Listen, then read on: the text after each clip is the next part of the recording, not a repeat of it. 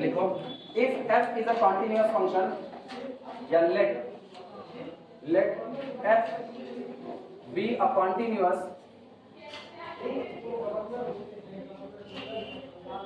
f be a continuous function on closed interval ab and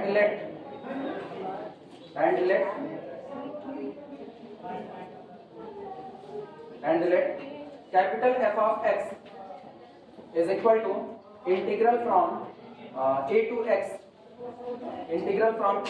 f of t dt for all small x belong to the closed interval ab. Then the differentiation of x f dash of x is equal to small f of x for all small x belong to the closed interval ab. कुछ नहीं, integration is the reverse process of differentiation.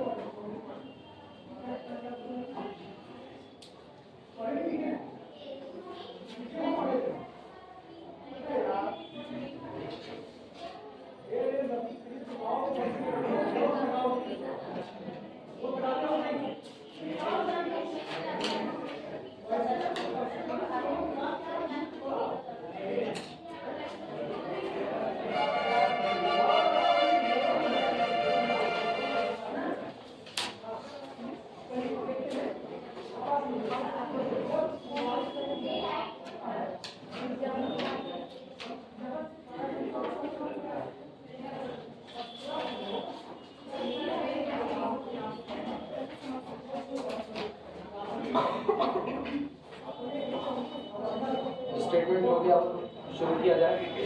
सुनो ध्यान दो, क्या रहेगा f आपका continuous function है on closed interval ab और इसके साथ ही साथ किसी फंक्शन का इंटीग्रेशन a से लेकर के x तक, जहां x कोई भी पॉइंट हो सकता है, x बिलोंग टू a, मतलब आप चाहो तो a से लेकर के b तक इंटीग्रेट करो, आप चाहो तो a से लेकर के मिड में किसी वैल्यू तक इंटीग्रेट करो, इससे कोई फर्क नहीं पड़ता। अगर integration of this is equal to आपका function capital f of x है तो साबित कीजिए इसका डेरिवेटिव, यानी अगर f ऑफ t का integration capital f of x है तो कैपिटल f ऑफ x का जो डेरिवेटिव होगा वो कौन होगा, स्मॉल f ऑफ x होगा। तो आखिर हो क्या वो एक बार integration is the reverse process of differentiation, हाँ या ना, यही आपको साबित करना है। चलो शुरुआत करें। प्रूफ लिखना, प्रूफ लिखो लेट माना small x belong to the closed interval ab, हम ये मान रहे हैं माना स्मॉल x कोई भी पॉइंट है अपने क्लोज्ड इंटरवल ab का, ठीक। देन चूज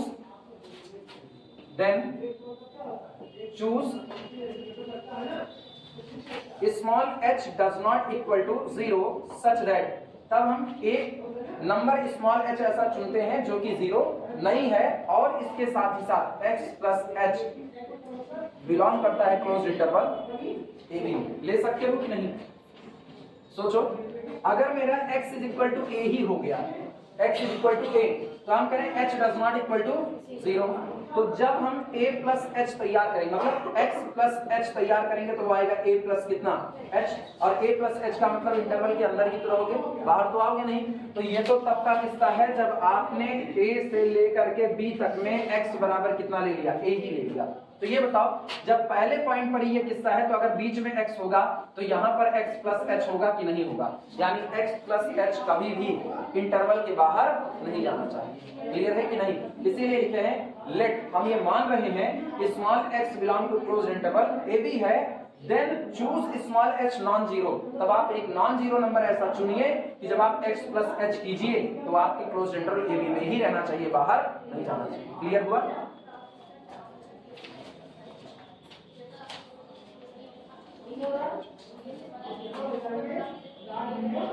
अब सोचो अब हुआ क्या, अब मेरे पास दो पॉइंट आ गए। अब इंटरवल में मेरे पास यहाँ पर a है, यहाँ पर कौन है b है, यहाँ मैंने चुना x और यहाँ पर मुझको एक पॉइंट मिल गया x प्लस। क्या मुझको दो पॉइंट मिल गए कि नहीं मिल गए? हमको दिखाना क्या है, थीम बताओ।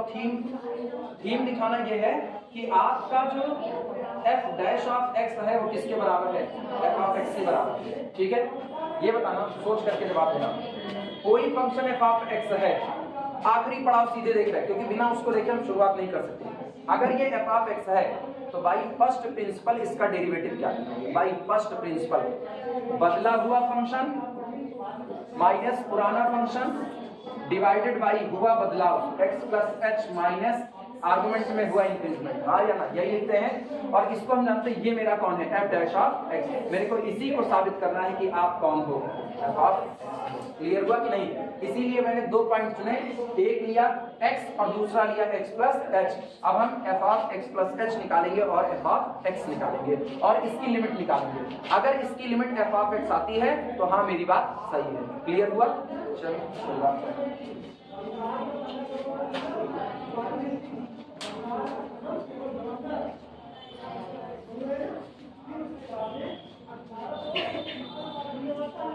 लिखना, कंसीडर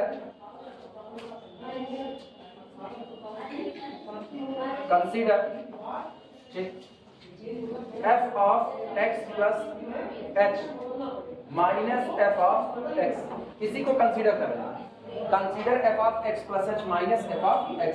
अच्छा जरा गौर से सुनना, f ऑफ x कौन है, integration from a to x। तो बताना f of x plus h कौन होगा, integration from a to x plus h f of t dt। आया ना, माइनस f ऑफ x सामने मौजूद है, इंटीग्रेशन फ्रॉम a से लेकर के x f ऑफ t और साथ में कौन dt लिखा जा सकता है। तुम चाहो तो इस माइनस साइन को फिर से खपा सकते हो कि नहीं, इसको लिख सकते हैं this is equal to integration from a से लेकर के x plus h f of t dt और प्लस इंटीग्रेशन फ्रॉम x से a f of t dt। तुम एक चीज गौर करो, पहले गए x से a, फिर चले a से a x प्लस h, तो एक्चुअल में चले x से x plus h f of t dt। सही है या गलत, नोट करो। और ये सारी वैल्यू है किसकी, ये सारी वैल्यू दैट इज अर्थात f of x plus h minus f of x। इसे नाम देना इक्वेशन नंबर 1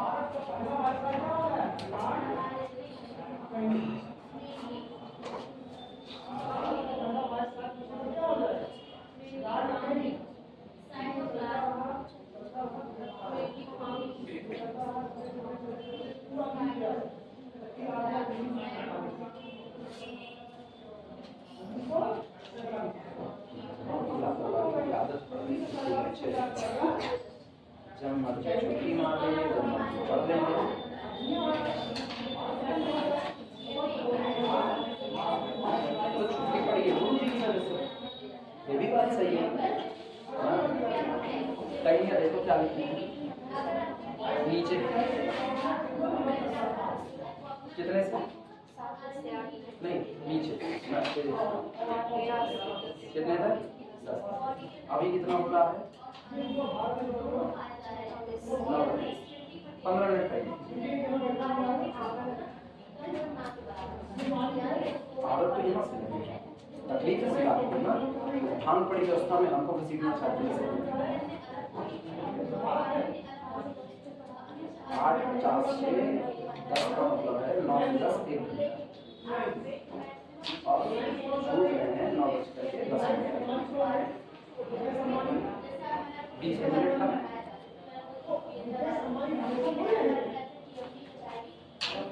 हो जाए बताना कैसे लोग इनको नाश्ता करते हैं।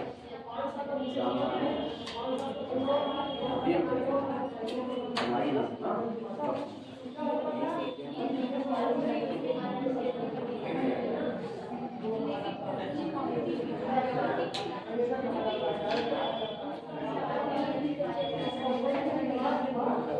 ये कहेगा f of x plus h minus f of लिखना। सुनो जरा स्टेटमेंट देखो, स्टेटमेंट में f को क्या कहा गया है, कॉन्टिन्यूअस कहा गया है। ठीक, लिखना since f is continuous, since function f is continuous since function F is continuous किस पर, on closed interval A B, on closed interval A B, ठीक। अच्छा, अगर f on closed interval A B continuous है तो पक्की बात है f ऐसा होगा, इंटीग्रेबल होगा। अच्छा, अगर इंटीग्रेबल है, रीमान इंटीग्रेबल तो बाउंडेड होगा। अब एक बात हम ऐसी लिखेंगे जो तुमको एक्सेप्ट करनी और आराम से एक्सेप्ट कर भी लोगे। ये बताओ, अगर हम ये कहें कि फंक्शन मेरा कॉन्टिन्यूअस है तो पक्की बात है on the closed interval A B integrable होगा, और अगर वो on the closed interval A B integrable होगा तो रीमान इंटीग्रेबिलिटी बाउंडेडनेस को साथ लाती है, ठीक है। बाउंडेड रहा है फंक्शन, अगर बाउंडेड है और इंटीग्रेबल है तो पूरे इंटरवल की बात कर रहे हैं, a to b function fx dx less than और equal to capital M into b minus a greater than और equal to small m into b minus a। सही या गलत? ये सबसे पहली इक्वलिटी जो हम लोग रीमान की शुरुआत में पढ़े हैं, हाँ या ना। अब मेरा फंक्शन पूरे क्लोज इंटरवल ए बी में अगर ऐसी बात रखता है तो उसके पार्टीशन में भी तो यही बात रखेगा। तो हम कहते हैं x से लेकर के x प्लस h तक यही बात होगी कि नहीं होगी? क्लियर हुआ? अच्छा, दूसरी बात f कैसा है, कॉन्टिन्यूअस है। कॉन्टिन्यूअस है तो ऑब्वियस सी बात है अपनी हर वैल्यू को बीच में अटेम्प्ट करता हुआ जाएगा, और अगर ऐसा होगा तो इतना सोच करके बताना, किसी पर्टिकुलर सब इंटरवल की बात करें, किसी पर्टिकुलर सब इंटरवल की बात करें तो इसका मतलब है पूरे में भी हम ये बात कह सकते हैं, पर्टिकुलर सब इंटरवल में भी, कि स्मॉल m से कैपिटल M के बीच में ऐसी वैल्यू होगी। तुम इस पूरी इक्वलिटी को एक लाइन में देखो, आवर इंटीग्रल लेस देन और equal to m into b minus a greater than और equal to small m into b minus a। क्या b माइनस a बदल रहा है? नहीं, बदल कौन रहा है? स्मॉल m और कैपिटल M। तो इसका मतलब अगर हम m इज इक्वल टू 1 2 3 4 करके बढ़ाते जाएं तो सोचो 1 into b minus a, 2 into b minus a, 3 into b minus a, और मान लो टॉप वैल्यू है 100 into b minus a। Integer खेल रहे हैं समझने के लिए, और ये इन दोनों के बीच में होगा। तो इसका मतलब ये जो कुछ भी होगा दिखने में ऐसे ही किसी रूप का होगा कि नहीं, यानी there exist a c such that the integral's value is equal to f of c into b minus a। लिख सकते हैं कि नहीं लिख सकते? सहमत हो इस बात से? चलो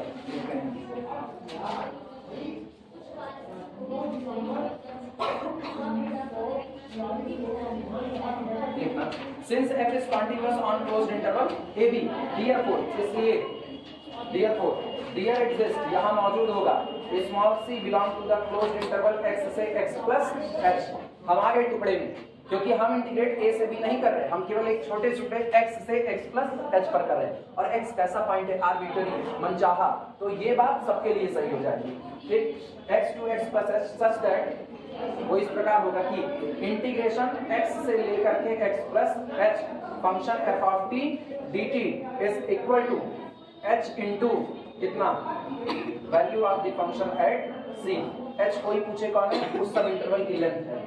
हाँ, टोटल इंटरवल में बात करोगे तो h is equal to b minus a है, लेकिन आपने अगर इसको n टुकड़े में कर दिया तो h is equal to b minus a by, वो तो डिपेंड करेगा मैंने पार्टीशन कैसा किया है। अगर 2n टुकड़े में बांटा तो h is equal to b minus a by. Clear हुआ? 8 टुकड़े में बांटा तो b माइनस a बाई होगा। कोई दिक्कत इसमें किसी को?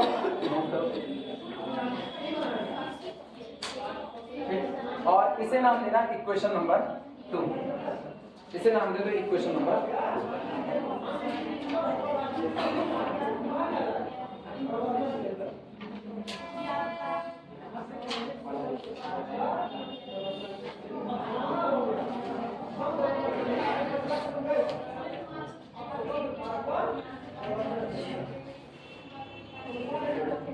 अपने दिमाग से सोच करके बताना, हम लोगों ने क्या कहा, ये मेरा इंटरवल है x से लेकर के x प्लस कितना h पर, दिमाग चलाना, x से लेकर के x प्लस h। अब लिमिटिंग केस ले रहे हैं, लिमिटिंग केस। तुम एक बात और बताओ, पार्टीशंस की संख्या n अप्रोचेस टू इंफिनिटी होगा तो विड्थ h अप्रोचेस टू 0 होगा, हाँ या ना? अच्छा, अब इस लिमिट के आधार पर हम इस पे बात करने चल रहे हैं। इनका हाल सुनो, x से x प्लस h के बीच में मैंने पॉइंट ले लिया कौन सा? c। क्लियर है?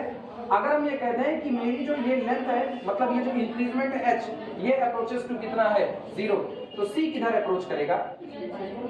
c किधर अप्रोच करेगा? इत्मीनान से बताओ, किसकी तरफ? हाँ, x की तरफ।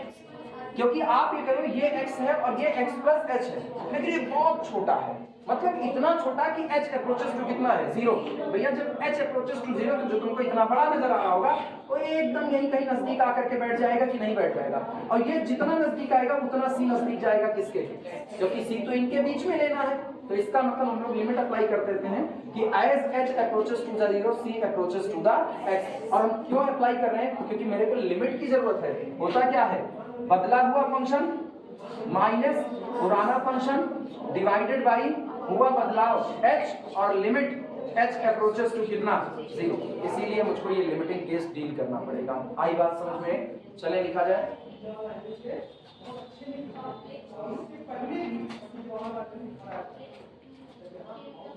x से x प्लस लिखना clearly c approaches to x, clearly c approaches to x as h approaches to 0। सुन भैया, जिनको भी जरा सी भी तकलीफ होगी कि बाद में भूल जाएंगे, वो इसको ना थ्योरेटिकल नहीं छोटे छोटे फिगर में दिखा लेंगे। ये दिखाना ऐसे, ये आपका x है, ये आपका x प्लस h है, तो ये आपका कौन है c। ठीक, अब सुनना, अब हम x को वहीं रखते हैं लेकिन h को कम कर दिए। ये x है, ये x प्लस h, और यहाँ लिखना h डिक्रीजेस। h को मैंने क्या कर दिया, डिक्रीज। तो ये बताओ c भी x के नजदीक आ गया कि नहीं आ गया। अब की बात फिर ऐसे 3-4 फिगर बना लो, बस अपने आप विजुलाइज होगा। x प्लस h, तो c और नजदीक आ गया कि नहीं आ गया, इस पे c लिख देना, और यहाँ पर लिखना as h approaches to 0 c get more closer to x, c x के और नजदीक जा रहा है, यानी c approaches to। क्लियर हुआ कि नहीं? 3 फिगर बना लो, तो सब पता चल जाएगा, और कोई थ्योरी लिखने की जरूरत नहीं है। पता है, जब आप स्मार्ट वर्किंग से काम कर सकते हो तो आपको हार्ड वर्किंग करने की जरूरत नहीं है, ऐसा दुनिया कहती है। लेकिन अगर आप स्मार्ट वर्किंग करना जानते हो तो हार्ड वर्किंग भूलो मत, करो वही। तो अभी फिलहाल हम लोग हार्ड वर्किंग नहीं कर रहे, स्मार्ट वर्किंग कर रहे हैं। भूले नहीं, हार्ड वर्किंग पूरा दिमाग पर कर दिया है। कुछ लोग कहते हैं ना एक भूल जाना चाहिए, स्मार्ट वर्क करना चाहिए, हार्ड वर्क नहीं करना चाहिए। बेवकूफ होते हैं वो लोग जो ऐसा। इक्वेशन नंबर 1 और 2 दोनों को एक साथ मैच करो। देखना, from equation 1 and 2, from equation 1 and 2, from equation 1 and 2, from equation 1 and 2 लिखे। फ्रॉम इक्वेशन 1 एंड 2, जरा भैया 1 और 2 पर निगाह डालो। इक्वेशन नंबर 1 ये है f of x plus h minus f of x is equal to this integral, और इक्वेशन नंबर 2 है this integral is equal to h into c। ठीक, तो ये बताओ ये और ये दोनों का एक साइड बराबर है आपस में कि नहीं बराबर है, तो इसका मतलब आपको मिला क्या, f of x plus h minus f of x is equal to कितना, h into f of c। हो गया कि नहीं? इस h को नीचे फेंको, तो this implies that f of x plus h minus f of x upon h is equal to f of c। मेरे ख्याल से तुमको दिख रहा है c approaches to x, c कहां बढ़ रहा है, x की तरफ। अब गौर करना, c अप्रोचेस टू x तो h अप्रोचेस टू 0, तो ये बन जाएगा f ऑफ x और ये बन जाएगा f डैश ऑफ x। काम हो गया कि नहीं? ना अप्लाई लिमिट। इतना लिखने के बाद पहले इतना लिख लो।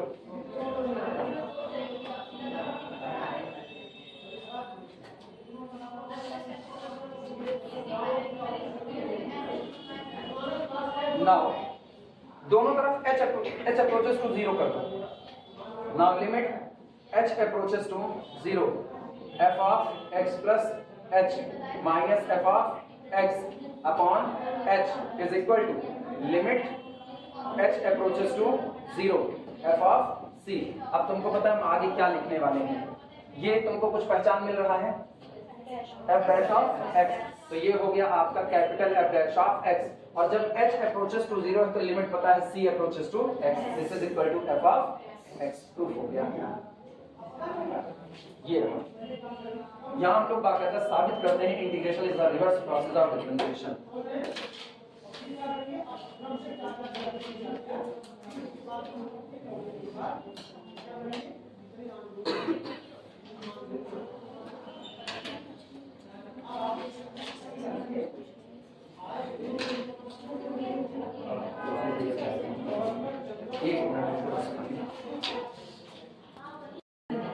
लिखना। अच्छा सुनो, एक नोट लगाओ, नोट में हम वो बात करें जो तुम लोग भूल चुके हो तो तुमको नहीं याद होगी, लैग्रांज मीन वैल्यू थ्योरम। उसको हम केवल नोट के तौर पे करें क्योंकि हम उसका इस्तेमाल करने वाले हैं। ठीक है, नोट लिखना, Lagrange mean value theorem.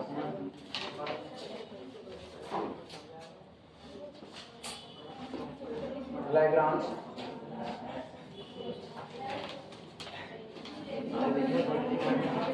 Mean value theorem.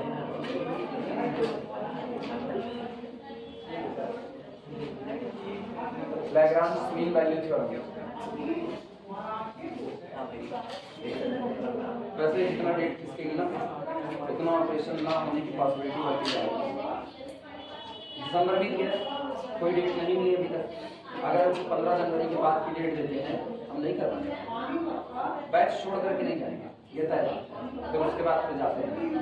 शुरू के हफ्ते में दे दिए होते तो हम शुरू के 7 जनवरी तक का मामला निकालते, बाद के हफ्ते में नहीं, उस समय एग्जाम नजदीक रहेगा, अलग ही प्रेशर रहता है, लौट करके आना, सारी चीजें डिस्टर्ब करना, कितने दिन बाद उठेंगे कुछ आता पता नहीं, तब के लिए फिर निकाल देगा।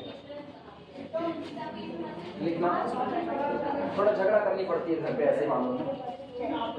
इफ यदि f of x ठीक is a function,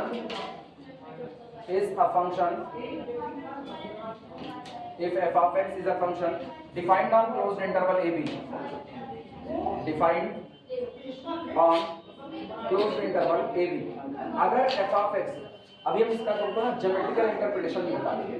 अगर मेरा function f of x defined है on the closed interval A B such that, और इस प्रकार है सच दैट कि दो बातें फुलफिल करता है। पहली बात, पहला, मेरा function f of x continuous बना रहे, इज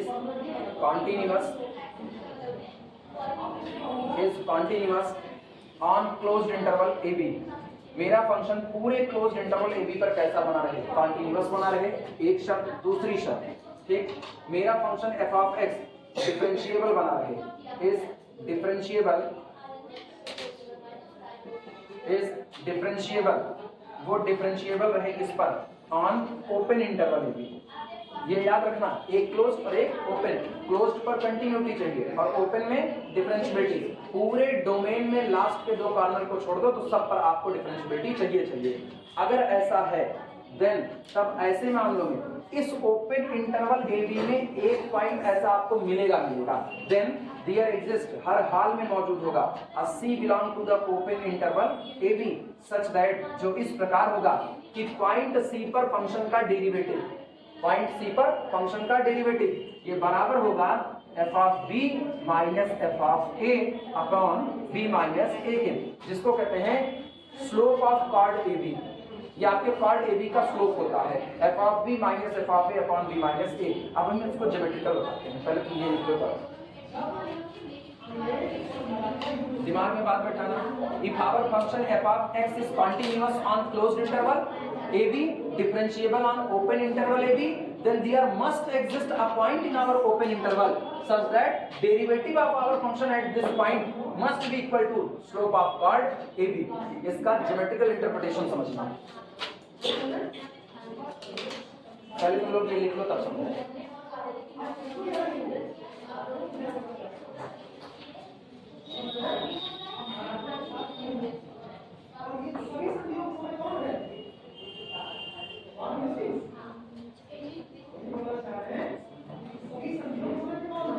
स्टेटमेंट हो गया सबका, चले बताएं।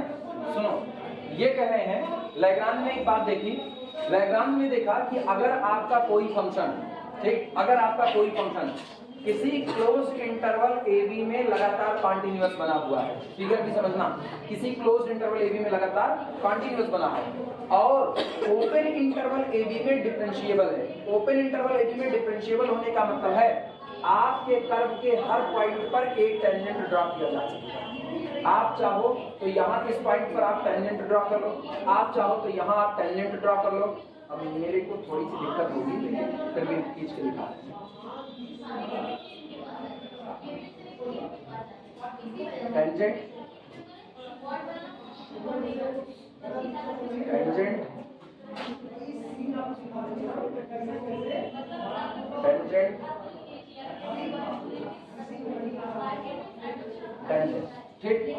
अगर आपका कर्व क्लोज्ड इंटरवल ए बी में, यहां गौर करना, ये पॉइंट है ए के लिए और ये पॉइंट है किसके लिए, बी के लिए। तो क्लोज्ड इंटरवल ए बी में हम कैसे बने रहे, कॉन्टिन्यूअस। क्या ग्राफ कहीं पर टूटा हुआ है, नहीं। और ओपन इंटरवल ए बी में हम कैसे रहे, डिफरेंशिएबल, मतलब किनारों को छोड़ दो, किनारों को छोड़ दो, बाकी सभी पॉइंट पर अगर आप टेंजेंट को ड्रॉ कर सकते हो। तो लैग्रेंज एक बात की गारंटी देते हैं कि आपके इस कर्व पर एक पॉइंट ऐसा होगा ही होगा, गारंटी है एक पॉइंट होगा जिस पॉइंट पर खींचा गया टेंजेंट कॉर्ड ए बी के पैरेलल होगा। एक पॉइंट आपके इंटरवल में ऐसा होगा जिस पर खींचा गया टेंजेंट आपके कॉर्ड ए बी के हमेशा कैसा बना रहेगा, पैरेलल बना रहेगा। यही लैग्रांज की मीन वैल्यू थ्योरम है। आई बात है समझ में, ये इसका ज्योमेट्रिकल इंटरप्रिटेशन है। Lagrange asserts that if our function is continuous in the closed interval ab and have tangent at each point in open interval ab, यानी कर्व के ऊपर हर पॉइंट पर कौन मौजूद है, टेंजेंट मौजूद है, then there must exist a point on our curve at which tangent must parallel to the chord ab, जिस पर खींचा गया टेंजेंट chord ab के कैसा रहेगा, पैरेलल। ये होगा गारंटी है। आई बातें समझ में, ठीक। फिगर बना दे, फिगर बना दे और इसको लिखा देते हैं। यही बना दो, गंदा तो नहीं दिख रहा, यही बना दो। हाँ, ऐसे नामकरण संस्कार कर देते हैं। ये आपका हो गया, ये x is equal to a, ये x is equal to b, ये x is equal to c, ये a के रिस्पेक्ट में कैपिटल a, b के रिस्पेक्ट में कौन हो गया, कैपिटल b, और c के रिस्पेक्ट में कैपिटल c।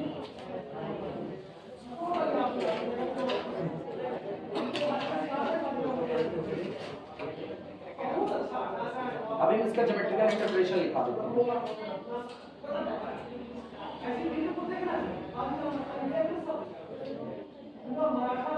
डेरिवेटिव ना स्लोप को रिप्रेजेंट करता है, जो डेरिवेटिव होता है स्लोप रिप्रेजेंट। और ये बताओ यहाँ कौन सा पॉइंट रखे हैं, C, तो slope at point C is equal to slope of chord AB। ये कॉर्ड AB का स्लोप है, बराबर है।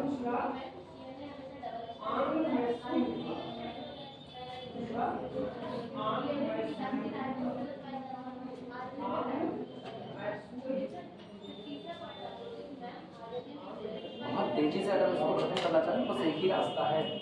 बहुत मेन चीजें जो है उसको हम लिखाएं, बाकी हम सब तुम्हारे लिए छोड़ दें। लेकिन तकलीफ इस बात की ना, हम कुछ भी तुम्हारे लिए छोड़ेंगे तो तुमको समझ आएगा इस पे क्वेश्चन मार्क। एनालिसिस में बड़ी चीजें ये होती हैं कि आप जो लिख रहे हो वो आपको पढ़े तो पढ़े,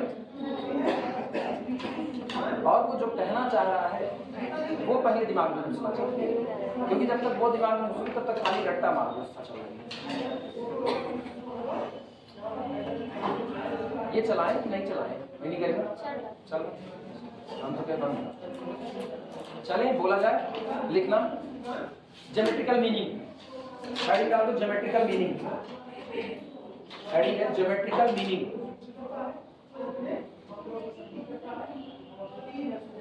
पढ़ गई हेडिंग, ज्योमेट्रिकल मीनिंग,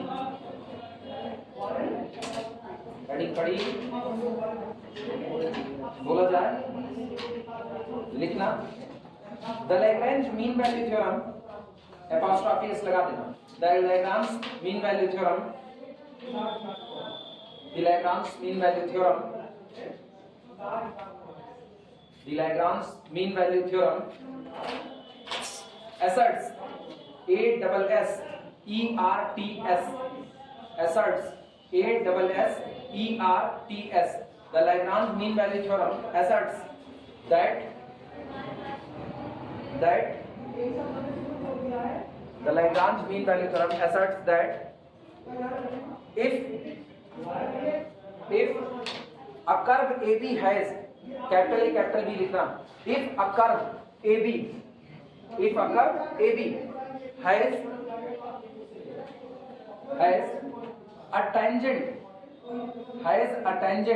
एक ही टेंजेंट होना चाहिए, क्योंकि अगर एक पॉइंट पर एक से ज्यादा टेंजेंट ड्रा हो गए ना तो आपका वहां पर डिफरेंशिएबिलिटी नहीं रह जाएगी। इसीलिए मैंने कॉर्नर को छोड़ दिया, कॉर्नर ए है, अब पता है किसी कॉर्नर पे कई टेंजेंट ड्रा हो सकते हैं, इसीलिए उसने डिफरेंशिएबिलिटी किसमें मांगी है, ओपन में, क्लोज्ड में डिफरेंशिएबिलिटी मांगी ही नहीं उसने। आई बात समझ में, ठीक। लिखा गया है The Lagrange mean value theorem asserts that if a curve AB has a tangent at each of its point,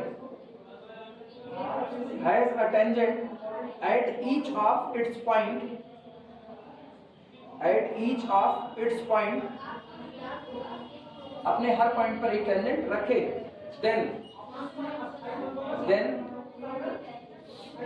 there is a point C,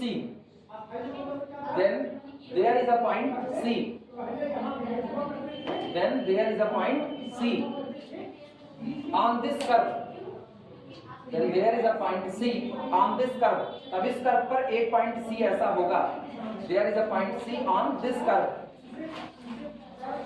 in between AB, in between capital A and capital B, in between capital A and capital B, बीच में and लगा दो चीज, capital A and capital B, ठीक, comma लिखना, comma, the tangent at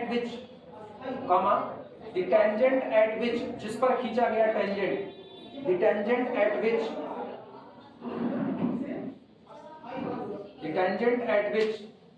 is parallel to the chord AB, वो chord AB के कैसा होगा, पैरेलल, ठीक। अब पता है ये जो कर्व मैंने खींचा ना इस तरीके से, तुम इसको चाहना तो थोड़ा और वेवी कर्व के तौर पर भी खींच सकते हो, तब पर भी बात यही रहेगी ना, वो बात बदलने वाली नहीं है। मतलब हम कर्व का शेप चाहें तो हम ऐसा भी कर सकते हैं, तब पर भी मेरे को एक पॉइंट ऐसा मिलेगा, जैसे ये मेरा ए हो गया और ये यहाँ पर मान लो आकर के मिला, ये आपका कौन होगा, बी। तो पता है आपके पास यहाँ एक पॉइंट ये मिला, ये जिस पर खींचा गया टेंजेंट आपके पार्ट ए बी के कैसा नजर आएगा, पैरेलल नजर आएगा। क्लियर हुआ कि नहीं? बस दो शर्तें होनी चाहिए। लेकिन अब देखना यही चीज इसमें नहीं हो सकता, ये इसमें नहीं हो सकता क्योंकि ये आपका डिफरेंशिएबल नहीं है, ये डिफरेंशिएबल नहीं है, यहाँ इसके पास डिफरेंशिएबिलिटी नहीं है। और अगर तुमने ये कर दिया ना, ये अब तो हर पॉइंट पर यही बात है। अब डोमेन बांध दो ना, यहाँ से ए से लेकर के बी तक, तो ये खत्म, ये खत्म, ये खत्म, एक लाइन ही तो है। और लाइन के किसी भी पॉइंट पर खींचा गया टेंजेंट उसी लाइन पर कोइंसाइड कर जाता है, तब भी ठीक है।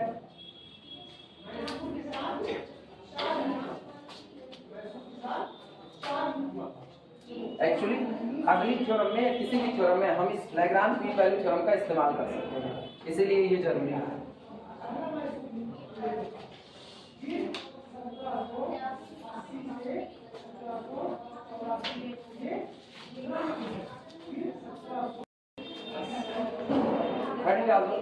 सबसे इंपॉर्टेंट थ्योरम अब आ रही है, fundamental theorem of integral calculus. Fundamental एक प्रूफ हम लोगों को दिए थे, कौन दिया था? हम लोग गूगल पे देख के किए थे। टेस्ट में इसको आप पढ़ा दिए थे ना 50 की क्लास में। Fundamental theorem of integral calculus, fundamental theorem of integral calculus, fundamental theorem of integral calculus.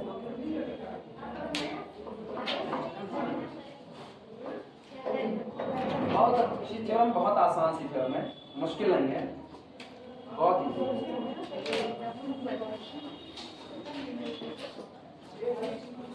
सुनो, अगर हम ये कहें, पिछले वाले थ्योरम क्या था आपका कि f डैश ऑफ x आपका कौन है, f ऑफ x, मतलब कैपिटल F का differentiation small f of x है, तो इसका मतलब स्मॉल f ऑफ x का जो इंटीग्रेशन होगा वो कौन होगा, कैपिटल F ऑफ x होगा।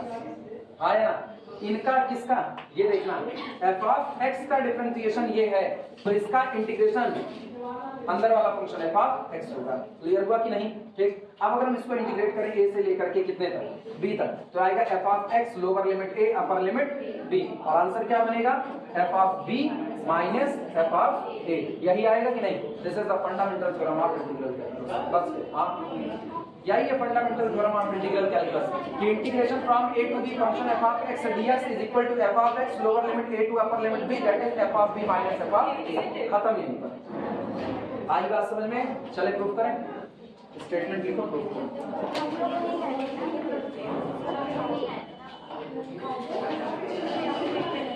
लिखना let f be a Riemann integrable function theorem लिखना, और ये एग्जाम पर्पस से भी मोस्ट इंपॉर्टेंट है इसलिए टिक कर लेना। MI mission impossible let small f be a Riemann integrable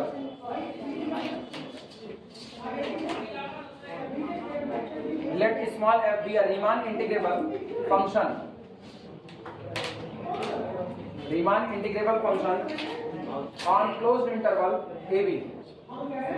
माना f क्लोज्ड इंटरवल ab पर कैसा फंक्शन है, रीमान इंटीग्रेबल, ठीक, एंड और इसके साथ ही साथ कैपिटल F, ठीक, be a differentiable primitive, be a differentiable,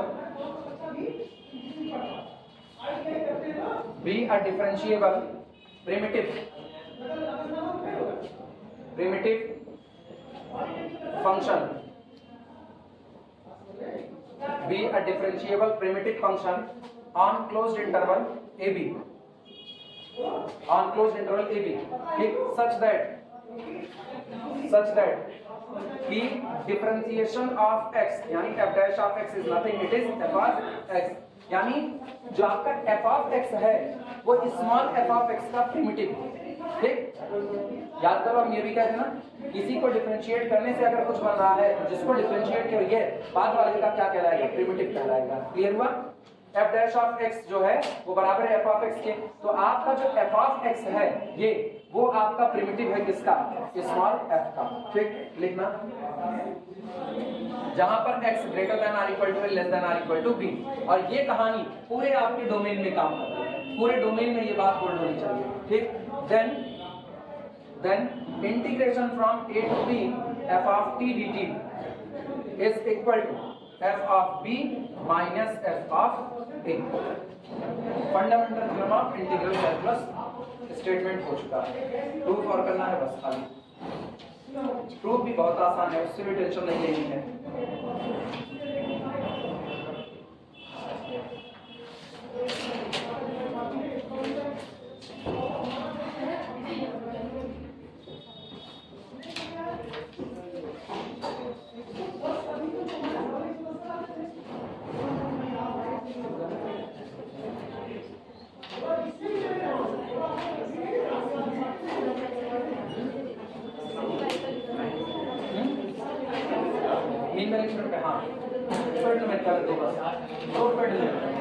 sign के फंक्शन को दो के बीच में काटना होता है, शायद 1/5 से 2/5 ऐसा भाई दोनों में करना है।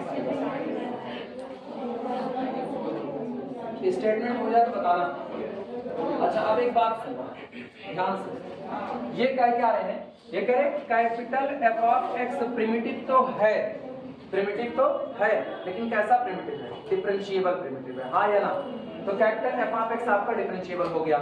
अगर कैपिटल f of x आपका डिफरेंशिएबल हो गया तो मुझको पता है कि अब ऐसी सिचुएशन में आपका f of x कौन होगा, कॉन्टिन्यूअस हो जाएगा।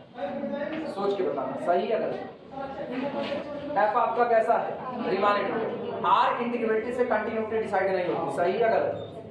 r इंटीग्रेबिलिटी से कंटिन्यूटी डिसाइड नहीं होती, क्योंकि मुझको पता है अगर आपका फंक्शन कुछ फाइनाइट पॉइंट पर डिस्कंटिन्यूअस तब भी r इंटीग्रेबल हो जाता है, ठीक। तो इससे तो डिफाइन नहीं होता। अच्छा छोड़ो, थोड़ी देर के लिए इसकी कंटिन्यूटी नहीं बात करते हैं, ये बताना f of x की बात करो, केवल f of x, तो मुझको पता है इसका डेरिवेटिव कौन है, स्मॉल f of x, और f of x को इन्होंने क्या कहा है, डिफरेंशिएबल। अगर आपका f of x डिफरेंशिएबल है तो आपका f of x भी कॉन्टिन्यूअस होगा कि नहीं होगा। हम स्मॉल f of x के बारे में कुछ नहीं जानते, ठीक है, छोड़ दिया उसको मैंने, केवल इतने की बात कर रहे हैं कि आपने क्लोज्ड इंटरवल दिया a b, इस क्लोज्ड इंटरवल पर आप कह रहे हो कि मेरा फंक्शन f of x कैसा है, डिफरेंशिएबल प्रिमिटिव है, मतलब डिफरेंशिएबल है, और अगर कोई चीज डिफरेंशिएबल है तो ऑब्वियस सी बात है कॉन्टिन्यूअस होगा। तो इसका मतलब on the closed interval a b मेरा function f of x continuous होगा कि नहीं, सॉरी हाँ नहीं, डिफरेंशिएबिलिटी तो है, डिफरेंशियबिलिटी तो है, डिफरेंशियबिलिटी अपने साथ कंटिन्यूटी लेके आएगी कि नहीं, तो ये कॉन्टिन्यूअस भी होगा। अच्छा, जो क्लोज्ड इंटरवल पे है वो ओपन में भी डिफरेंशिएबल हो जाएगा कि नहीं हो जाएगा? क्या इसने लैग्रांज मीन वैल्यू थ्योरम के दोनों स्टेटमेंट को पास कर लिया कि नहीं कर लिया? तो इसका मतलब तय हो गया कि मेरे कर्व में बीच में एक पॉइंट ऐसा आएगा जिस पर खींचा गया टेंजेंट पार्ट AB के पैरेलल होगा। क्लियर है कि नहीं? ये हम अप्लाई कर सकते हैं। चलो शुरुआत।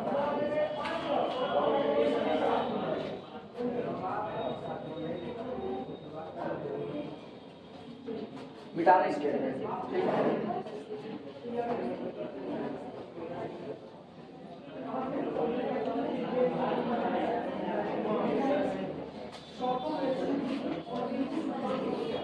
लिखना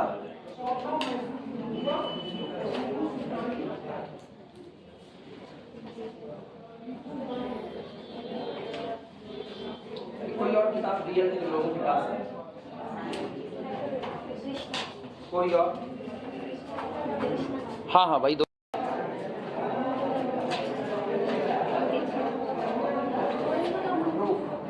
सुनो, ध्यान दो इधर। प्रूफ आपको दिया गया है f ऑफ x कौन है? f of x, capital f of x की बात करें। कैपिटल f ऑफ x आपका प्रिमिटिव, हाँ या ना? कैपिटल f ऑफ x आपका प्रिमिटिव है, और प्रिमिटिव भी कैसा है? डिफरेंशिएबल प्रिमिटिव है। तो मुझको पता है इसका मतलब कैपिटल f ऑफ x का derivative small f of x होगा। लिखना इसी बात को एज गिवन, जैसा कि दिया गया है, as given capital f of x का differentiation is equal to small f of x, हाँ या ना? कंफ्यूजन? और f ऑफ x को इंटीग्रेबल दिया गया है, ठीक, and f of x is integrable, f of x is integrable, ठीक, on closed interval a b, integrable on closed interval a b। आप सोचना, आप ये कह रहे हो कि इसका डेरिवेटिव f ऑफ x है और ये इंटीग्रेबल है, तो जब दोनों बराबर है तो f डैश ऑफ x भी इंटीग्रेबल होगा कि नहीं होगा? यानी this implies that f dash of x, ठीक, is also Riemann integrable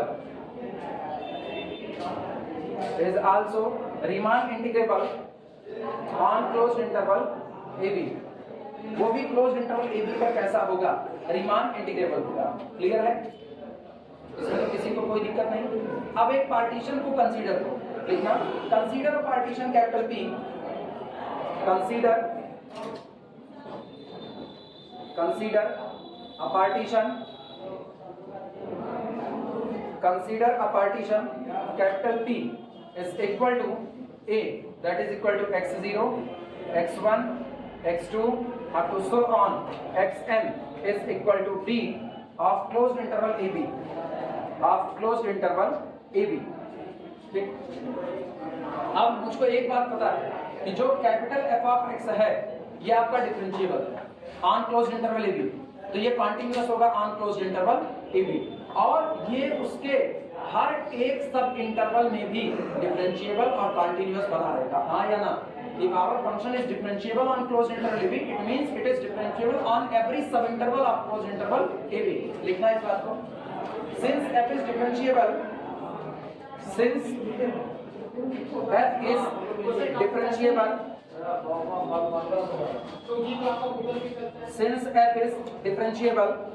on closed interval AB, comma, it is differentiable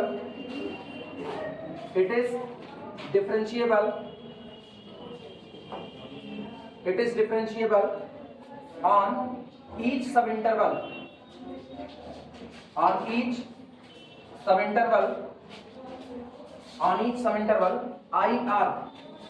IR which is equal to XR minus 1 से लेकर के कहां तक? XR, और R vary from 1 to up to so on n, ठीक। इसलिए हर एक सब इंटरवल पर भी कैसा होगा? डिफरेंशिएबल, ठीक। अब ये बताओ, अगर वो इस पर डिफरेंशिएबल है तो differentiability is the guarantee of continuity, मतलब मेरा फंक्शन कैपिटल एफ इस पर कॉन्टिन्यूअस भी होगा, और अगर वो इस पर कॉन्टिन्यूअस है और डिफरेंशिएबल है तो इसका मतलब लैग्रांज की मीन वैल्यू थ्योरम इस सब इंटरवल पर एप्लीकेबल होगी। और इसी पर क्यों, आर की हर वैल्यू के लिए जितने सब इंटरवल बन रहे हैं सब पर क्या होगा, एप्लीकेबल होगा। लिखना इस बात को, apply Lagrange mean value theorem, apply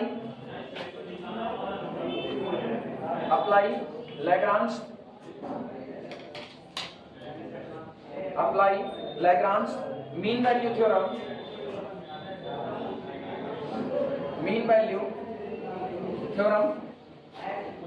to f on each subinterval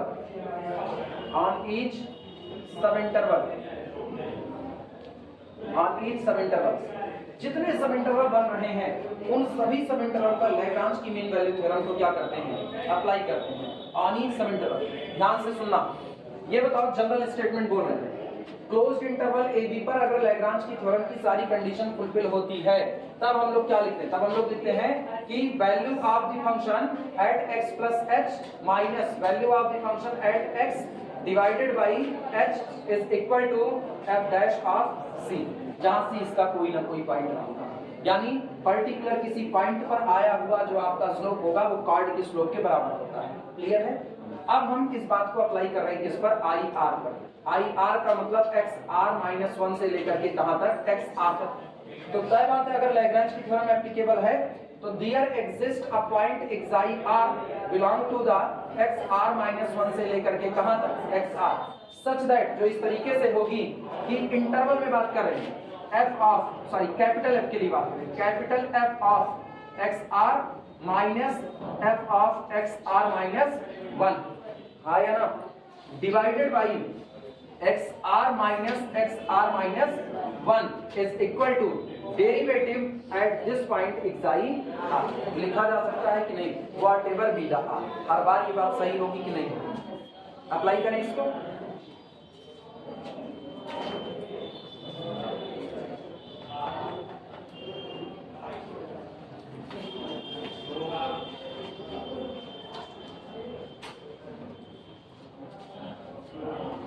on each subinterval be है,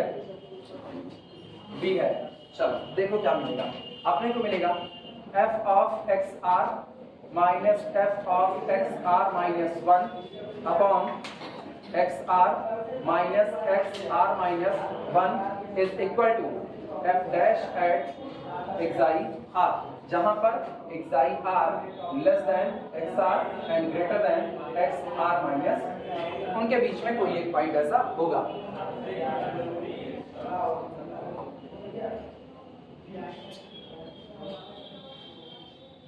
कोई तकलीफ किसी को, इसका मतलब क्या होगा, this implies that f of X R minus F of X R minus 1 is equal to f dash of xi r into delta xr लिख सकते हैं कि नहीं लिख सकते हैं, डेल्टा xr चलेगा। डेल्टा xr का मतलब ये सब इंटरवल की लेंथ, नोट कर। लेकिन तुमको पता है f डैश ऑफ x क्या है, capital f dash of x क्या है, स्मॉल f ऑफ x है, तो इसका मतलब आप लिख सकते हो this implies that capital f of x r minus capital f of x r minus 1 is equal to, इसकी जगह हम लिख सकते हैं small f of xi r into delta x r। सही बात,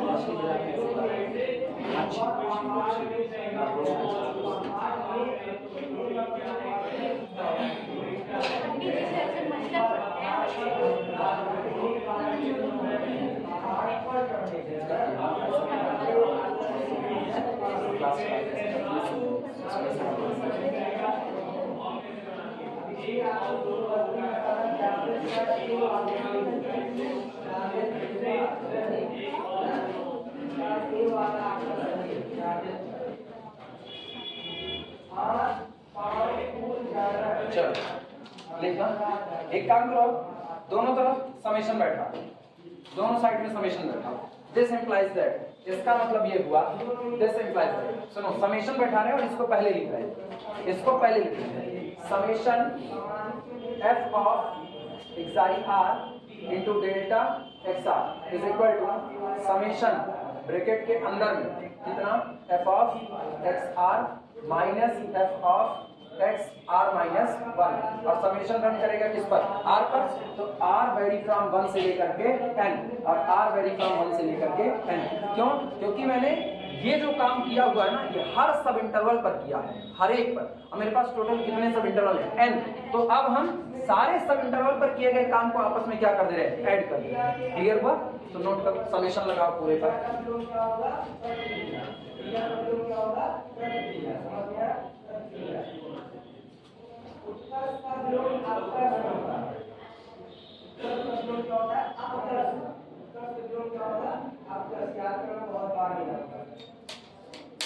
मुझे आपके कहने के अनुसार चलने को अब एक चीज हम सीधे लिखेंगे वो तुम लोग समझना, मतलब समझ जाओगे तुरंत कर दो, आसान है। ध्यान देना, इसको ओपन कर लो, r बराबर 1 से शुरू करके इसको ओपन कर रहे हैं। देखना जिनको तकलीफ होगी ना वो कॉर्नर पर लिख लेंगे रफ वर्क करते हुए। r इज इक्वल टू 1 से ले लें, तो f of x1 minus f of x0 पहला पैकेट हुआ, प्लस अब r इज इक्वल टू 2 रखो, तो f of x2 minus f of x1, अब r बराबर 3 रखो, plus f of x3 minus f of x2, आया ना, प्लस चलते चलते सो ऑन, प्लस r बराबर n रखो, f of xn minus f of xn minus 1।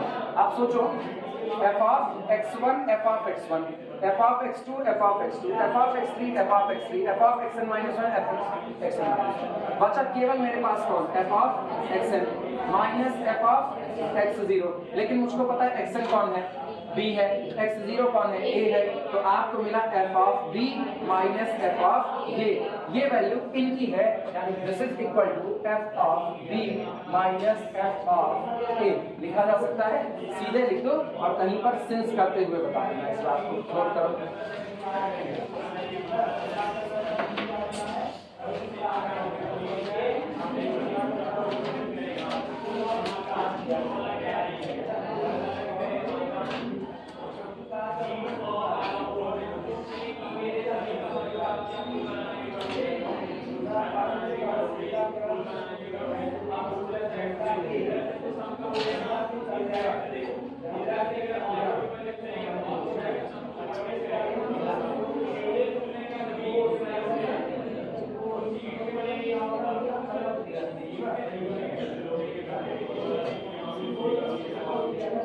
हो जाने का तो बताना।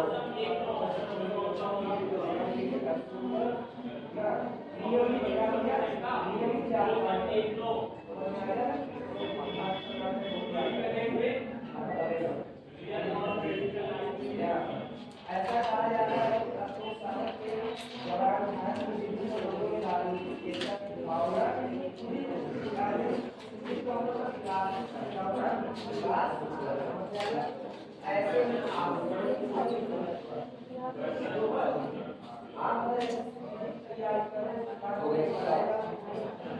सब लोग लिख चुके हो? सुनो अब ये बताओ, पार्टीशन हमने किया, ये जो बात मैंने लिखी है हर तरह के पार्टीशन के लिए है, तो ये उस पार्टीशन के लिए भी हुई जिसमें norm approaches to the zero होगा, हाँ या ना? मतलब पार्टीशन में नॉर्म क्या होता है, किसी सब इंटरवल की सबसे मैक्सिमम लेंथ नॉर्म कहलाती है, ठीक? तो अगर हम नॉर्म अप्रोचेस टू जीरो करा दें कि जो सबसे बड़ी लेंथ होगी वो अप्रोचेस टू जीरो, ये कब होगा? जब number of point in partition कहां पहुंचेंगे? Infinity. When n approaches to infinity, length of partition p approaches to the zero, हाँ या ना? तो क्या हम वो काम भी इस पर लगा सकते हैं कि नहीं लगा सकते हैं? अप्लाई करो। एक्चुअली सब मिल गया, ये मिल गया, इंटीग्रेशन नहीं मिला, इंटीग्रेशन नहीं मिला। और मेरे दिमाग में एक बात आ रही है कि पीछे तो हमने पढ़ा integral as the limit of the sum, वहां मैंने कहा है कि किसी इनफाइनाइट सीरीज को इंटीग्रल के तौर पर रख सकते हैं। तो हम इस सीरीज को क्या बनाने चल रहे हैं, इनफाइनाइट सीरीज बनाने चल रहे हैं। जैसे ये इनफाइनाइट सीरीज बना, ये इंटीग्रेशन हो जाएगा lower limit to upper limit. Clear हुआ कि नहीं?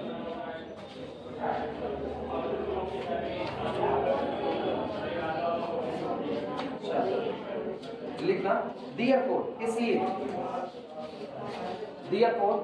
इसलिए limit norm of partition P approaches to 0 summation r vary from 1 to n f of xi r into delta xr is equal to limit norm of partition P approaches to 0। ये कितना f of b minus f of a। लेकिन सबको पता है कि f of b minus f of a एक constant value है, हाँ या ना? तो जब ये कांस्टेंट वैल्यू, तो इस पर लिमिट का कोई असर नहीं पड़ेगा।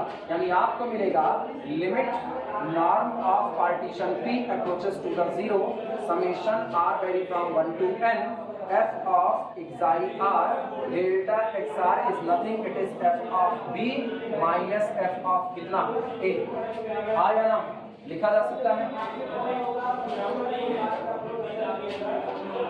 ठीक। लेकिन हर किसी को पता है नॉर्म उसी दिन 0 हो सकता है जिस दिन n अप्रोचेस टू कितना इंफिनिटी। यानी कि दिस इंप्लाइज दैट, इतने की जगह पर लिख रहे हैं limit n approaches to infinity of summation r vary from 1 to n f of xi r delta x r is equal to f of b minus f of a। अब याद करो integral as the limit of the sum, किसी infinite series को एक integration के तौर पर लिखा जा सकता है। याद आया? इतना नोट करो, आखिरी लाइन खत्म। और चूंकि अब पूरे इंटरवल पे काम हो रहा है तो लोअर लिमिट a चढ़ेगी और अपर लिमिट b चढ़ेगी, बस काम खत्म हो गया। This is equal to, this implies that integration from a to b function fx dx that ft dt था ना, शुरू में क्या था, प्रूफ करना है ft dt is equal to f of b minus f of a। पता है लोग इसी पर कंफ्यूज होते हैं कि समेशन से हम यहाँ कैसे आ गए। अब तो उसमें कंफ्यूज नहीं होगी ना। किसी इनफाइनाइट सीरीज को आप डेफिनेट इंटीग्रल के तौर पर लिख सकते हैं। फंडामेंटल थ्योरम कैलकुलस प्रूव हो चुकी है, इंटीग्रल कैलकुलस सब में एक फंडामेंटल थ्योरम होती है। Fundamental theorem of integral calculus, fundamental theorem of differential calculus, fundamental theorem of geometry, fundamental theorem of algebra, fundamental theorem of उधर तुम्हारा कौन सा फंडामेंटल थ्योरम ऑफ अलजेब्रा जो है दो बार मिलती है, एक बार आपके रियल अलजेब्रा में, एक बार कॉम्प्लेक्स अलजेब्रा में मिलेगी।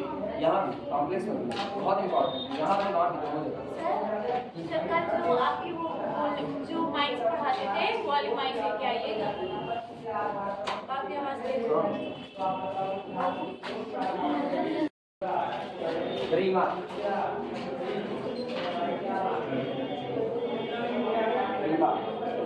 इसमें लिखना रिमार्क, बोले लिखो रिमार्क नंबर 1 हम बोल दे रहे हैं, लिख लो फटाफट जल्दी हो जाए। पहला रिमार्क बोले the fundamental theorem does not state that the fundamental theorem does not state that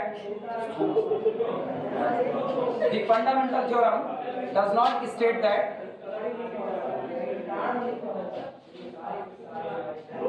inverted comma the fundamental theorem does not state that inverted comma अंदर में लिखना if f is integrable,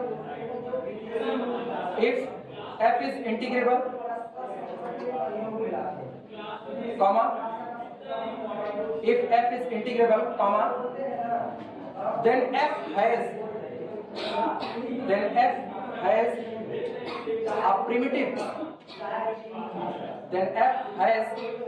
a primitive, on closed interval ab। कह रहे हैं if f is integrable If f is integrable, then f has a primitive on closed interval AB. Fundamental theorem आपको ये कतई नहीं कहती, फंडामेंटल थ्योरम ये कतई नहीं कहती कि अगर फंक्शन f इंटीग्रेबल होगा तो प्रिमिटिव मिलेगा ना, वो ये कहती है कि अगर प्रिमिटिव है तो आप प्रिमिटिव का इस्तेमाल इंटीग्रल को निकालने में कर सकते हो। क्लियर हुआ ना? लिखना it only state that it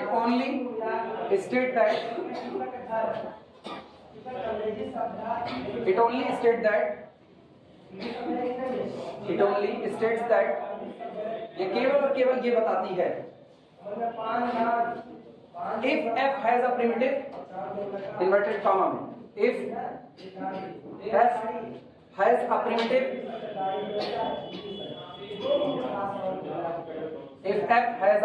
primitive on closed interval AB, then this primitive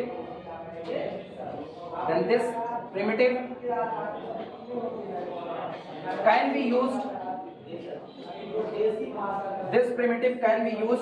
to evaluate integration from A to B fx dx।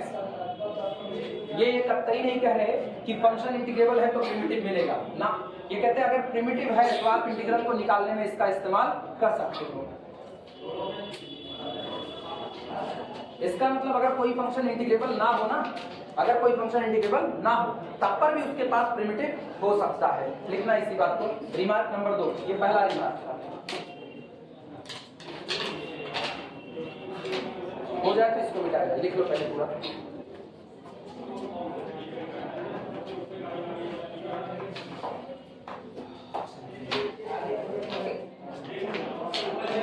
बस दो, first mean value theorem, generalised first mean value chapter, सिर्फ दो theorem एक तुम्हारी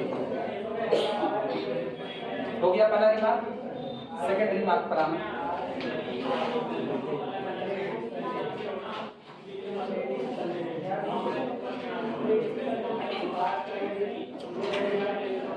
A function may have primitive, remark number 2, a function may have primitive, a function may have primitive without being integrable,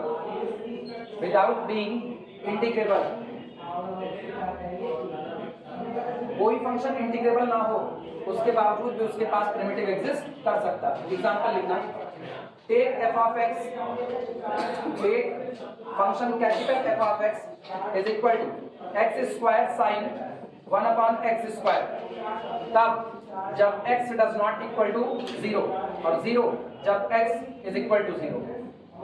if x is equal to 0, small f of x is equal to 2x sin 1 by x square minus 2 by x cos 1 by x square। if x does not equal to 0 और 0 if यानी x is equal to 0।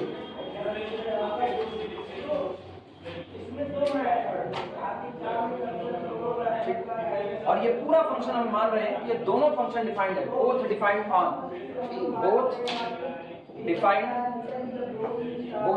On closed interval -1 से लेकर के +1, closed -1 से +1।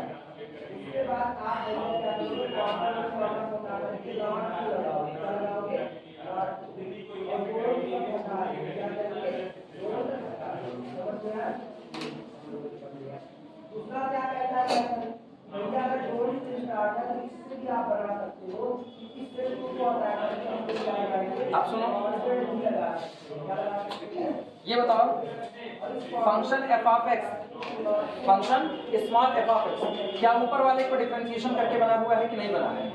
ऊपर वाले को differentiate करो, पहले एक्स स्क्वायर का डिफरेंशिएशन 2x बचा कौन sin 1 बाई एक्स स्क्वायर, फिर आप क्या करोगे प्लस एक्स स्क्वायर को छोड़ दो, एक्स स्क्वायर कहाँ गए नहीं, एक्स स्क्वायर का डिफरेंशिएशन 2x इसका हो गया ठीक, हाँ सही, एक्स स्क्वायर को छोड़ दिया मैंने, इसके बाद फिर एक्स स्क्वायर को छोड़ने के बाद साइन का डिफरेंशिएशन cos और फिर 1 अपॉन एक्स स्क्वायर का डिफरेंशिएशन करोगे तो 2 बाई एक्स बच जाएगा, कट पिट करके। क्लियर हुआ? अब तुम एक बात बताओ, इसका मतलब एफ ऑफ एक्स मिलता है ऊपर वाले को डिफरेंशिएट करके, तो ऊपर वाला एफ ऑफ एक्स का प्रिमिटिव है, हाँ या ना?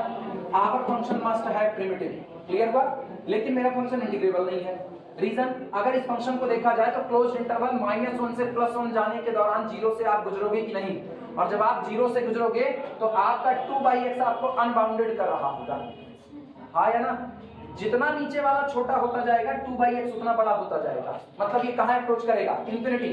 तो when x approaches to 0 this part approaches to infinity, हाँ या ना? और ये इंफिनिटी पहुंचा तो पूरा कहां पहुंचा? इंफिनिटी। अनबाउंडेड हुआ, और मुझको पता है रीमान की थ्योरी में बाउंडेड फंक्शन ही इंटीग्रेबल हो सकते हैं, अनबाउंडेड नहीं। तो क्या ये इंटीग्रेबल होने वाला है? नहीं। अब ये इंटीग्रेबल नहीं है लेकिन इसका प्रिमिटिव एग्जिस्ट। क्लियर हुआ? लिखना इस बात को, बोले क्या? अच्छा लिखो, क्लियरली, स्पष्टता, clearly the differentiation of capital F of x is equal to small, clearly capital F dash of x is equal to small f of x, ठीक? this implies that, जो आपको बताता है, this implies that f of x has primitive on -1 to +1। मेरा function small F of x इस दिए गए interval पर प्रिमिटिव रखता है, प्रिमिटिव तो रख लिया लेकिन इंटीग्रेबल नहीं होगा। लाइन चेंज करके लिखना, but F is not integrable, पहले ये लिखो तब। अच्छा यहाँ पे सिर्फ लगा है,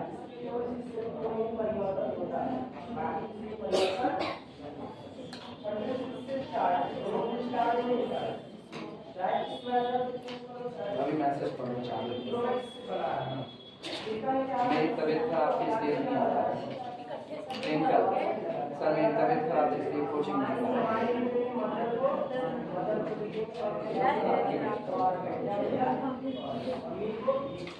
बोले but f is not integrable, f is not integrable on closed interval -1 to +1, f is not integrable on closed interval -1 to +1 because it is not bounded here, because it is not bounded here, क्योंकि यहाँ पर bounded ही नहीं है, इसलिए Riemann integrability नहीं हो सकती। Clear हुआ? अब अगली important theorem, first mean value theorem.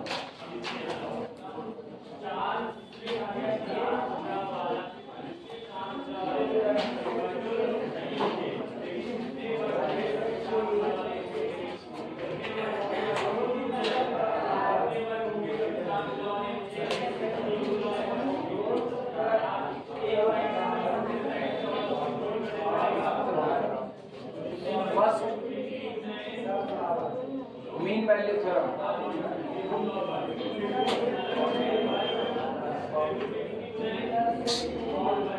First mean value theorem.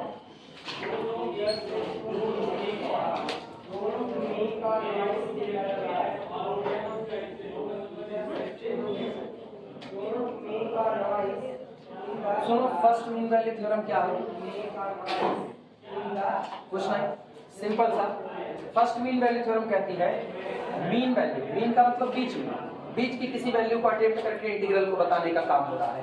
ये कह रहे हैं अगर आपका फंक्शन f कॉन्टिन्यूअस है, दिमाग दौड़ाना, फर्स्ट मीन वैल्यू थ्योरम कहती है कि अगर आपका फंक्शन f कॉन्टिन्यूअस है, ठीक, तो ऑब्वियस सी बात है अगर ये कॉन्टिन्यूअस है तो एक बार तो गारंटी है कि क्लोज्ड इंटरवल a b पर कॉन्टिन्यूअस होते ही इंटीग्रेबिलिटी लेकर के आएगा, हाँ या ना?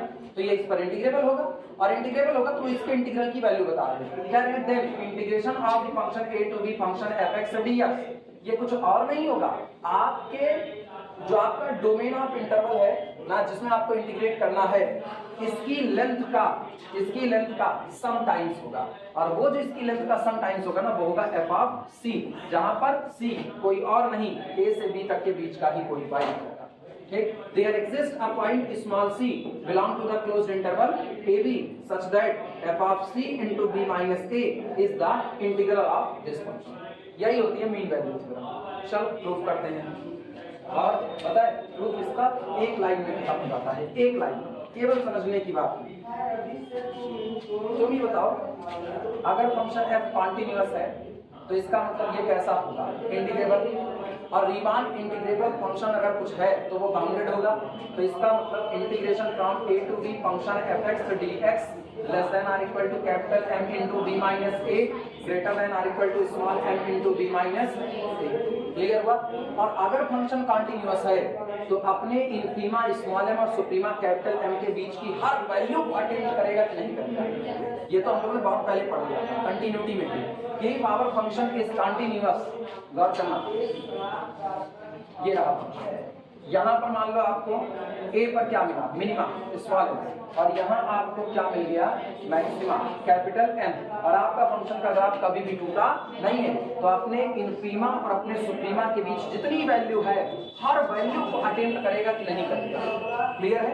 ग्राफ टूट गया तो नहीं कर सकता, लेकिन अगर ग्राफ नहीं टूट रहा है तो अपने इनफीमा और सुप्रीमा के बीच की हर वैल्यू को अटेम्प्ट करेगा। तो मुझको पता है इंटीग्रल दिखने में कैसा होता है, बाउंडेड, आया ना। और आप कह रहे हो स्मॉल m इंटू या स्मॉल m से लेकर के कैपिटल M के बीच में जितनी वैल्यू आएगी फंक्शन को सबको अटेम्प्ट कर रहा होगा। तो ऑब्वियस सी बात है, इसी के बीच में कोई वैल्यू ऐसी आपको मिल जाएगी जिस पर आपका integral a to b f dx बराबर हो जाएगा c इंटू b माइनस किसके, a के। और ये c फंक्शन की वैल्यू है किस पॉइंट पर, पर्टिकुलर किसी पॉइंट पर, मान लिया वो पॉइंट ही कौन है, f। समझ में आई बातें कि नहीं आई ना? प्रूफ हो गया, यही इतना ही इसका है। जिनको तकलीफ हुई वो लोग सुने ना, तुम लोग पर्टिकुलर एग्जांपल पे खेलो, जब आप बड़ी बात नहीं कर सकते हो तो आप पर्टिकुलर एग्जांपल पे खेलो। सुनो, मान लो इनफीमा है 2 और सुप्रीमा है 200। इनफीमा कौन, 2, सुप्रीमा 200। मुझको ये पता है integration from a to b function fx dx is less than or equal to 200 into b minus a and greater than or equal to 2 into b minus a। आया ना?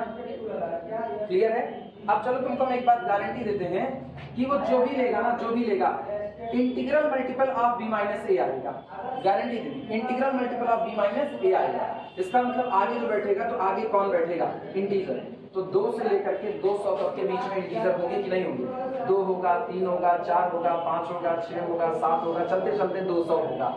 तो जब आप कह रहे हो कि आपका इंटीग्रल इनसे इनके बीच में ही बंधा रहेगा, तो इसका मतलब है इसी बीच में कोई इंटीजर होगा, इसी बीच में कोई इंटीजर होगा कि that integer lambda into b minus a आपके एक्चुअल इंटीग्रल के बराबर होगा। क्लियर है कि नहीं? और ये नंबर लैम्डा चूंकि इनफीमा और सुप्रीमा के बीच में है, इनफीमा और सुप्रीमा के बीच में, और उसी के बीच में फंक्शन कॉन्टिन्यूअस बना हुआ है, तो हर वैल्यू अटेम्प्ट कर रहा है कि नहीं कर रहा है। तो इसका मतलब कॉन्टिन्यूअस होने के नाते अगर यहाँ पर मान लो 60 आया और ये 60 इंटू समथिंग है, तो क्या वो 60 से भी गुजरेगा कि नहीं? और जब वो 60 से गुजरेगा तो गौर करो वो डोमेन के ही किसी पॉइंट पर ऐसा कर रहा होगा, यानी F of C is equal to कितना हो गया, 60।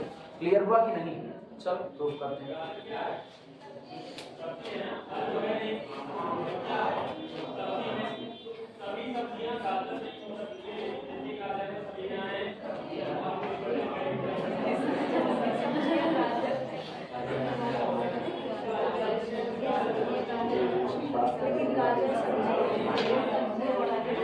स्टेटमेंट लिखना, statement if a function, statement लिखो, if a function f is continuous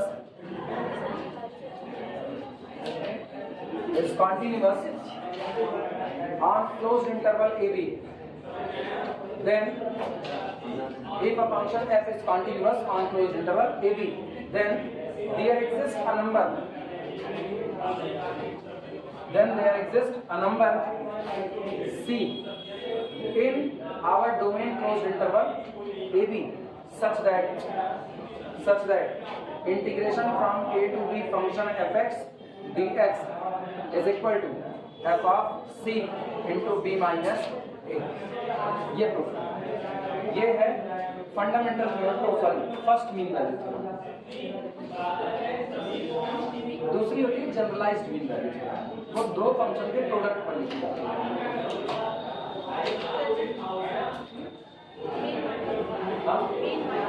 mean मतलब बीच का,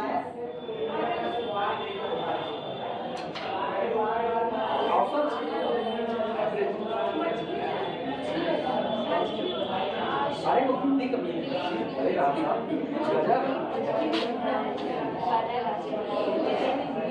वो ये मीन है और ये मीन है ना, हिंदी का मीन है ना। इस मीन का मतलब होता है मछली, इस मीन का मतलब होता है बीच का ना, हाँ एवरेज ना, मध्य ना, तो वो अलग अलग है ना। हाँ इस मीन का मतलब अच्छा, इस मीन का मतलब ही ये होता है।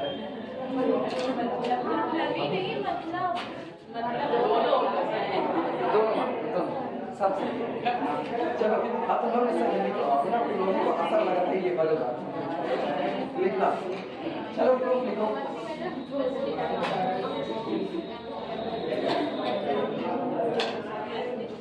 चलो भैया प्रूफ लिखो, प्रूफ। हाँ सुनो, प्रूफ की सबसे पहली शुरुआत है आपका फंक्शन कैसा है, लिखना। Since f is continuous, since f is continuous, चूंकि मेरा फंक्शन कैसा है, कॉन्टिन्यूअस, और जो कॉन्टिन्यूअस है ऑन क्लोज्ड इंटरवल भी वो इंटीग्रेबल भी होगा, ठीक। सो इसलिए f belong to the family of Riemann integrable function on closed interval ab।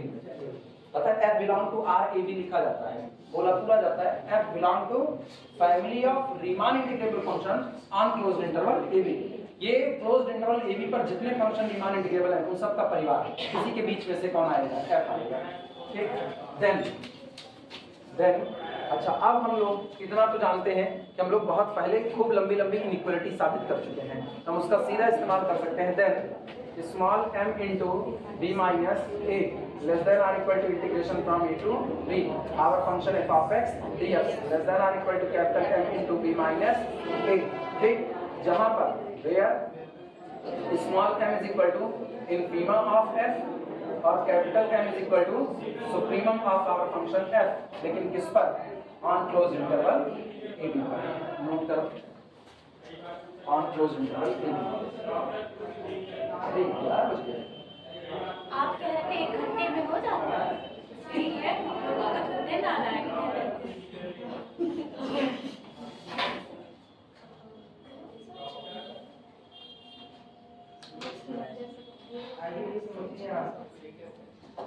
माई पैर से क्यों लिखा है, क्या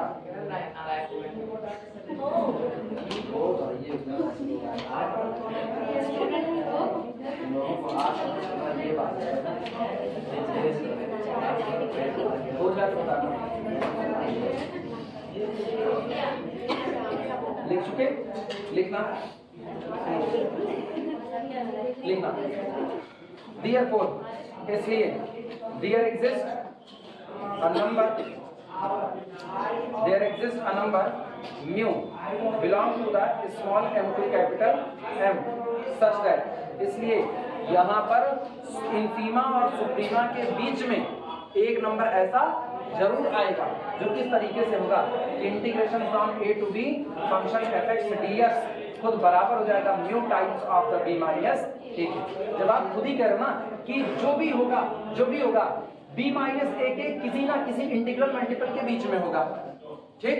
तो इसका मतलब है इनफीमा और सुप्रीमा के बीच में ही ऐसा नंबर मिल जाएगा जिसका ये इंटीग्रल जिसका ये मल्टीपल हो जाएगा।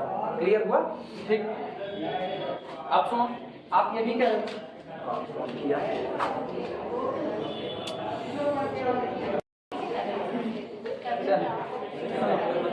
लिखना। अच्छा इसके बाद लिखना, सुनो, since f is continuous, language लिखो, since f is continuous,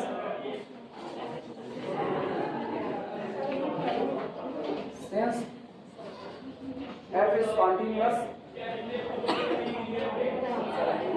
since f is continuous on closed interval A B.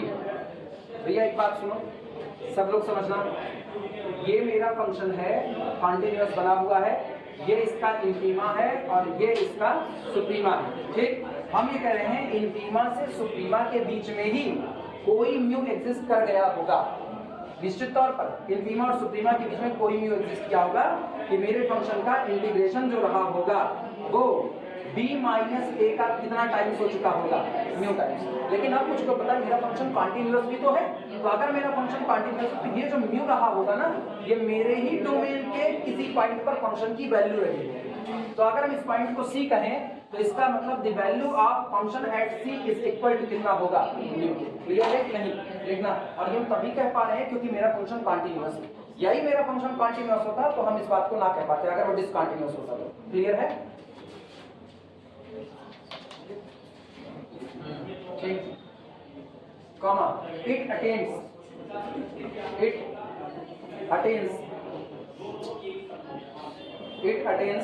every value, it attains every value between small m and capital M। इसलिए वो अपने सुप्रीमा और इंफीमा के बीच में जितनी वैल्यू है उन सब को क्या करेगा, अटेम्प्ट करेगा, ठीक। और अगर वो अपनी हर वैल्यू को अटेम्प्ट करेगा तो therefore इसलिए देयर एग्जिस्ट अ नंबर।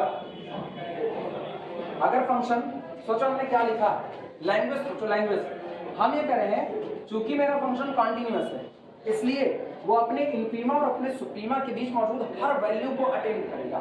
और जब कोई फंक्शन किसी वैल्यू को अटेम्प्ट करता है तो वो वैल्यू डोमेन के पॉइंट पर अटेम्प्ट करती है। तो इसका मतलब अगर उसने म्यू को अटेम्प्ट कर लिया तो म्यू डोमेन के पॉइंट पर अटेम्प्ट हुआ होगा, बाहर नहीं हुआ होगा, ठीक। There exist a number c, there exist a point in our domain closed interval ab such that f of c is nothing, it is mu, ठीक। and therefore integration from a to b function f dx is equal to f of c into कितना b minus a। हो गया कि नहीं। अब सोचो mean value आपको मिल चुकी, c कहाँ का पॉइंट है, c बीच का पॉइंट है, मतलब a और b के बीच में कहीं पर मौजूद है। तो आपको क्या मिला, इसको तो घेरा मार देना, ये तो थ्योरम प्रूफ हो गई, ठीक है। दैट इज अर्थात mean value is equal to f of c and this is equal to, कोई मेरे को mean value f of c बता सकता है? Mean value original integral divided by length of interval. Check करो, f of c is equal टू 1 upon b minus a, that is length of interval and original integral a to b function f dx। यही आपकी mean value है कि नहीं, note करो। अच्छा पता है अगर आपका फंक्शन डिसकंटिन्यूअस हो गया ना तो उस मीन वैल्यू को अटेम्प्ट नहीं कर पाएगा। अभी हम एग्जांपल से दिखा रहे हैं, बिल्कुल परेशान ना होना।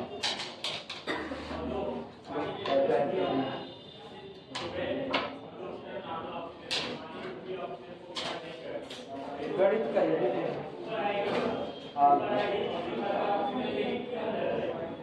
लेकिन ये मानो रीमान में हर वो चीज बता दी है जो एग्जाम में आने के लायक, हर वो चीज बता दी, ठीक, कुछ छोड़े नहीं है। अब जो भी छूट रहा है ना, छूट अभी भी रहा है, ऐसा नहीं छूट नहीं रहा, हम तुमको पहले ही बता रहे हैं ना। अभी तो इंटीग्रेशन बाय पार्ट का फार्मूला जानते हो ना, पहला फंक्शन दूसरे का इंटीग्रेशन माइनस पहले का डिफरेंशिएशन दूसरे का पूरे का इंटीग्रेशन, वो यहीं पर प्रूफ होता है। लेकिन वो अपने यहाँ पर ना पूछा नहीं जाता, पूछने के लिए अपने पास यही सब कुछ है ना, पूछा गया है, हाँ है, उसमें सब मिलेगा। कॉर्नेट मीन वैल्यू थ्योरम वगैरह जिसका हम जिक्र किए थे एक बार ना, वो सब इसमें बहुत कुछ अभी भी है। अभी तो सेकंड मीन वैल्यू थ्योरम है, generalised second mean value theorem है, बहुत कुछ है रीमान में। अभी रीमान इतने पे खत्म नहीं हो, लेकिन तुम्हारे बीएससी लेवल में जितना कुछ आता है मुझसे कहीं ज्यादा है, ठीक है। तो आप तुमको इसके अलावा और परेशान होने की जरूरत नहीं है। अब इसके अलावा तब परेशान होना जब और रीमान सीखना होगा, ठीक है। बाकी सफिशिएंट, इसमें से छांट सकते हो और जोड़ने की इसमें कोई जरूरत है, बहुत कुछ। जितना कुछ इंटर में फार्मूला पढ़ते हो यहाँ उसका प्रूफ, कुछ फार्मूले का प्रूफ तो हम लोग किए linearity integration a to b f1 plus f2 is equal to integration a to b f1 plus integration a to b f2, तो हम लोग किए हैं यहीं पर, ठीक। तो उसी सब की अब बहुत ज़्यादा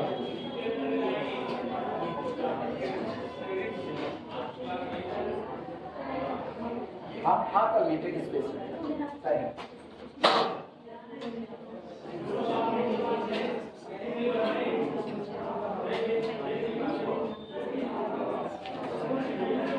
भैया पापा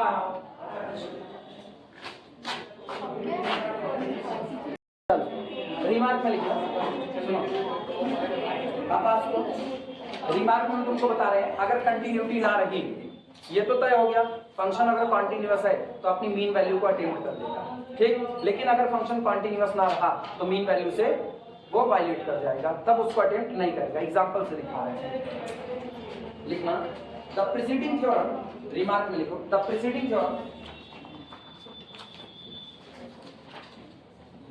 the preceding theorem, the preceding theorem say that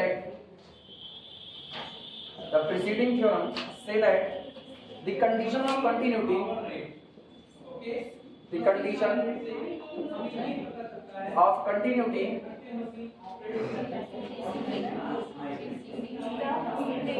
क्या अच्छा अभी सही है, अभी भी गलत है, आज बार सिंगल, अच्छा ये गलत, अच्छा उसको हम देख लेंगे।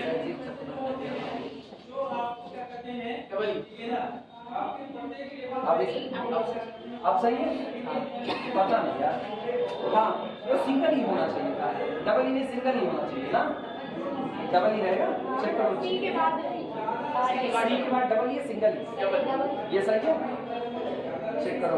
अंग्रेजी में बड़ी बेकार, अभी तो और बेकार है, दिमाग कुछ और चल रहा है।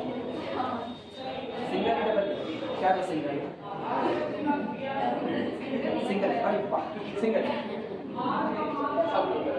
प्रीसीडिंग थ्योरम से ऐसे हो गया, गूगल पे सिंगल ही आ ना, सिंगल ही ना प्रीसीडिंग, हाँ सिंगल ही है। नहीं सुनो, बात क्या है, हम स्पेलिंग गलत कर दिए, ऑनलाइन प्लेटफॉर्म में मैंने एक स्पेलिंग गलत कर दी, जो देखेगा कहेगा गजब का मास्टर, उसको अंग्रेजी नहीं आती है, ठीक। अभी क्या मैंने कह दिया ना, डबल ई की बजाय सिंगल ही होना चाहिए, तुम लोग डबल ही कहते हैं। अब वो बेचारा सोचेगा अच्छा बंदा सही तो बोल रहा है, सिंगल ही होगा, तो बच भी गए, अच्छा समझ गए। और ये बातें हमने ऑनलाइन में कह दी, अब वो कुछ कहना भी चाहेगा नहीं कहेंगे।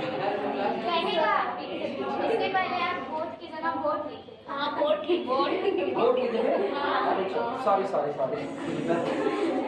The condition of continuity is, वो पता है लॉजिकल मिस्टेक है, हो जाती है पता नहीं चल रहा है उसको ना, नेसेसरी लिखो, is necessary for the function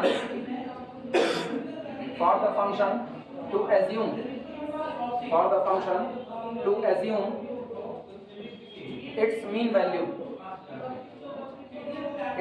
value, to assume its mean value in the given interval,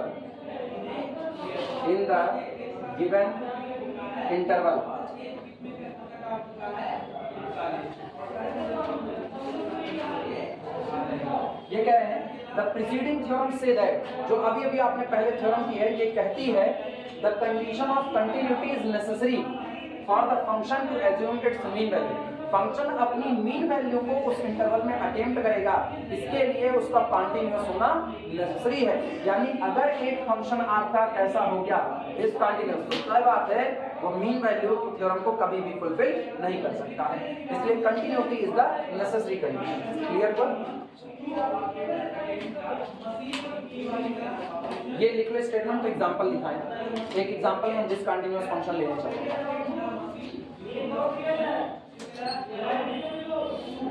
बस एक थ्योरम और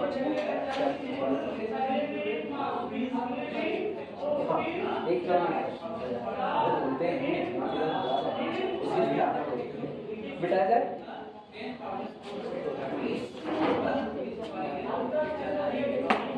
पहले छोटे बच्चों का ऐसे ना जब गाँव में आते थे, सवारी वाली तो थी नहीं, जहाँ तक पहुँचे 15 जाते थे तो मम्मी लोग कहते बस भैया छोड़ के आओ चल रहा वाह घरे अम्मा के घर दिखाता है अब फिर गुड़ और पानी मिले।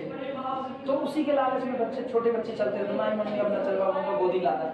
लेकिन नहीं, अब आप बड़े हो चुके मतलब बाकी गोदी ला देंगे उनको भी पैदल चलना है, थक जाएंगे। लेकिन बच्चों को नहीं समझा, थोड़ी देर पापा गोदी लेते थोड़ी देर मम्मी। अच्छा हम दो लोग थे तो पापा हमको गोदी लेते थे, दीदी को मम्मी गोदी लेती, फिर थोड़ी में शिफ्टिंग होती थी। हम थोड़ा ज़्यादा मोटे थे तो भारी थे, दीदी ठीक थी पतली थी, हम मोटे थे तो भारी थे। मेरे को गोद लेने में सबकी हालत खराब होती थी, कोई हमको लेना नहीं चाहता। मेरे घर वाले नहीं थे। एग्जाम कर लेते प्रॉब्लम प्रॉब्लम था, एग्जाम्पल लिखना है ना, एग्जाम्पल। चलो लिखना है इसमें, late f of x is equal to कुछ भी मान लो, डिसकंटिन्यूअस मानना है, डोमेन 2 से 5 डोमेन ले लो, 2 से 5। तो एक बार चलो 2 से लेकर के कहाँ तक 3 तक, और फिर चलो 3 से लेकर के 5 तक, ठीक लिखना। और इसके बीच में मैंने इसकी वैल्यू 1 मान ली जब when x greater than or equal to 2 but less than 3, और इसकी वैल्यू 3 मान लो when जब x greater than or equal to 3 but less than 5। Less than or equal to कर सकते हो, अभी कोई दिक्कत नहीं है। डिफाइंड ऑन क्लोज्ड इंटरवल 2 से 5। हम अपने फंक्शन f ऑफ x को क्लोज्ड इंटरवल 2 से 5 पर डिफाइन कर रहे हैं। कैसे डिफाइन करें कि जब आप 2 से 3 के बीच में रहोगे तो वैल्यू 1 रहेगी, और जब 3 से 5 के बीच में रहोगे तो वैल्यू 3 रहेगी। हम ग्राफ खींच के दिखा रहे हैं, सीधा डिसकंटिन्यूअस है, अपने को सोचना नहीं। ये रहा 2, ये रहा 5 और ये बीच में 3, ठीक। तो 2 से 3, 3 से 5 इतना भी बीच में रखते हैं। दुनिया कहे कि ये कैसे हो सकता है। अब सही है ना, 2, 3 और 5। अब सुनना, 2 या 2 के बराबर लेकिन 3 से पक्का छोटा, 3 से पक्का छोटा, तो वैल्यू कितनी 1, यानी y बराबर 1, y बराबर 1, ये वाली आएगी।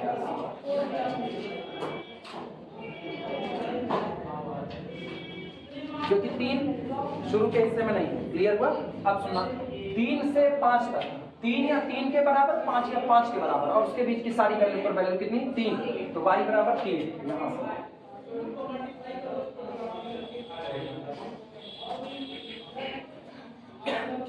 y बराबर 3, y बराबर 3। क्या ये फंक्शन 3 पर ब्रेकिंग ले लिया नहीं? डिसकंटिन्यूअस है, क्लियरली डिसकंटिन्यूअस, नोट करो।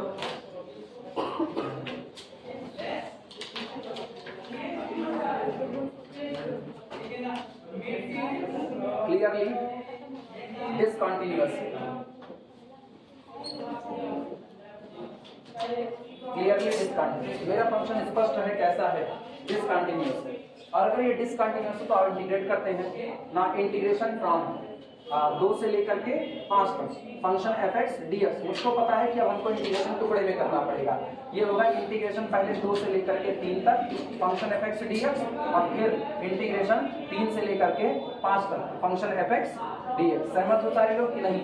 अब ये बताओ, इंटीग्रेशन 2 से 3 फंक्शन की वैल्यू कितनी 1, तो ये केवल और केवल क्या रहा dx, सहमत हो। प्लस इंटीग्रेशन 3 से लेकर के 5 वैल्यू कितनी 3, ठीक। तो 3 dx, तुमको पता है 3 कॉमन आएगा, बचेगा x, x का मतलब 5 माइनस 3, कंफ्यूज ना।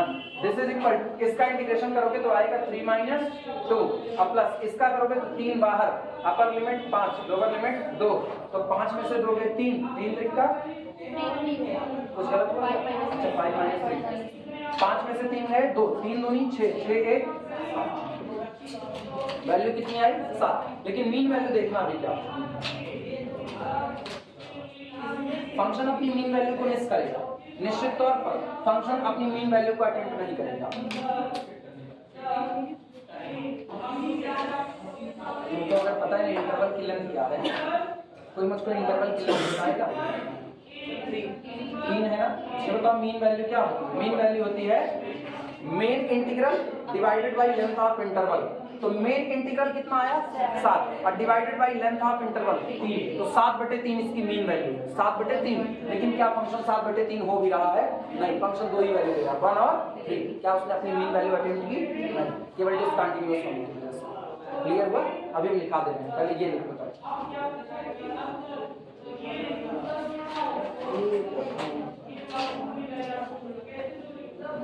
जनवरी, फरवरी, मार्च, अप्रैल, मार्च, अप्रैल, मई, जून, जुलाई, 6 महीना कोई काम नहीं, 6 महीना सारा काम नहीं। अरे ये 7 को निकाल देने के बाद 6 महीना हाथ नहीं लगेंगे, 6 महीना एज इट इज खाली हाथ लेकर के घूमेंगे, फिर 6 महीने के बाद तब बॉडी ट्रांसफर करेंगे, तो कुछ नहीं रहेगा, कुछ नहीं रहेगा तो 6 पिछली महीना बार तो नहीं रहा है क्या? पिछली बार भी था, पिछली बार बस डॉक्टर गड़बड़ी करे थे, पिछली बार डॉक्टर 3 महीने में बैठा दिए, होली में करवाए थे, होली के बाद फिर उधर 3 महीना भी था, मई में आग बैठा दिए थे, मार्च में अप्रैल में 2 ही महीने में, तीसरे महीने में बैठा दिए, वो गड़बड़ी थी, तीसरे महीने में बैठा दिए, उसके बाद फट गया ऑपरेशन, बात खत्म। 6 महीना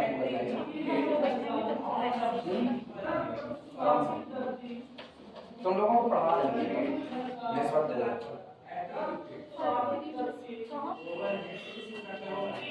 RIT जैन मतलब सेंट्रल यूनिवर्सिटी। चलो ये हो गया ना, अब सुनो यहाँ पर इसको मिटा रहे हैं,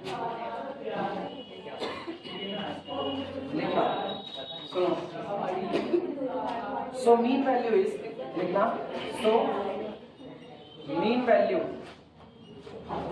सो मीन वैल्यू इज, अब मीन वैल्यू देखते हैं, मीन वैल्यू होगी 1 अपॉन कितना 5 माइनस 2 इंटीग्रेशन फ्रॉम 2 से लेकर के 5 तक function f of x dx is equal to, या दैट इज अर्थात 1 अपॉन 3 इंटू 7, दैट इज 7/3।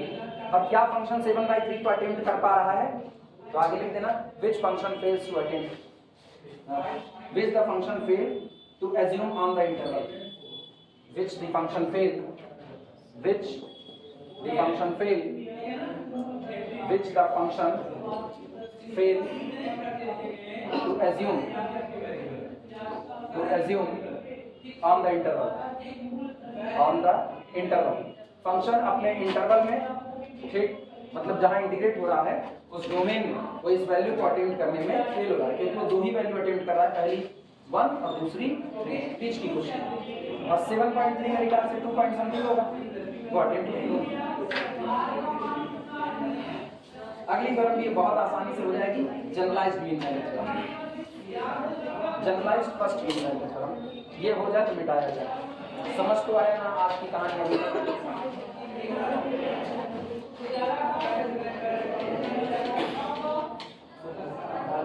बिटाए, अच्छा लिखो। अभी आज वो एक लेक्चर देना है, कल एलपीपी का एक लेक्चर मिला ना, आज एलपीपी का एक लेक्चर देना है। आज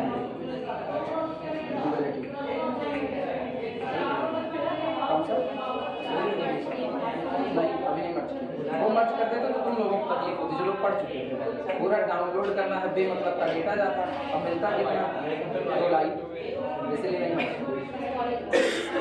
केवल कॉलेज वाला है बस।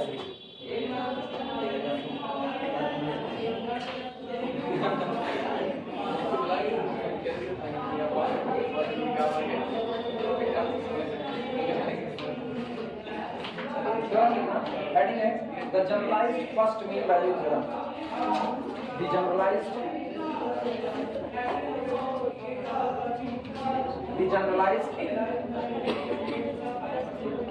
generalized first mean value theorem.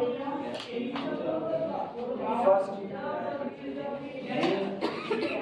value theorem. अच्छा एक चीज और मदद करो, ये जनरलाइज्ड में s की जगह z तो नहीं होता? दोनों हो सकता है।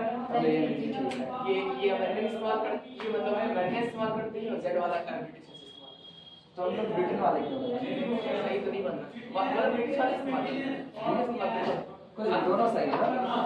बड़ी मतलब इतनी भ्रष्ट भाषा मैंने आज तक क्या, हाँ मतलब जो नहीं ये ऐसा ऐसा इसलिए है कि जो इंग्लिश जिससे निकली है, लैंग्वेज ग्रीक से, उसके जैसी उसको दिखाने के लिए वो लोग ऐसे पाबंद डालते हैं, थोड़ी अलग कुछ भी हो बहुत अच्छा है ना। वही अंकल कहेंगे मामा खड़े हैं तो वो भी समझे, हमें खिला गया, चाचा खड़े वो भी समझे, हिंदी में ये मामा की सुना तो मामे देखेंगे, चाचा देखते नहीं करेंगे ना। तो यहाँ अंकल अब जितने मामा चाचा ताऊ खड़े सब घूम पड़े, समझो तो मैं तुम्हारी तरफ घूम गया है। क्या भाषा भाई, लेकिन फिर भी लिखना इसी है बिना इसमें लिखे एग्जाम में नंबर नहीं मिलेगा। लिखना if f and g, if f and g ठीक are integrable,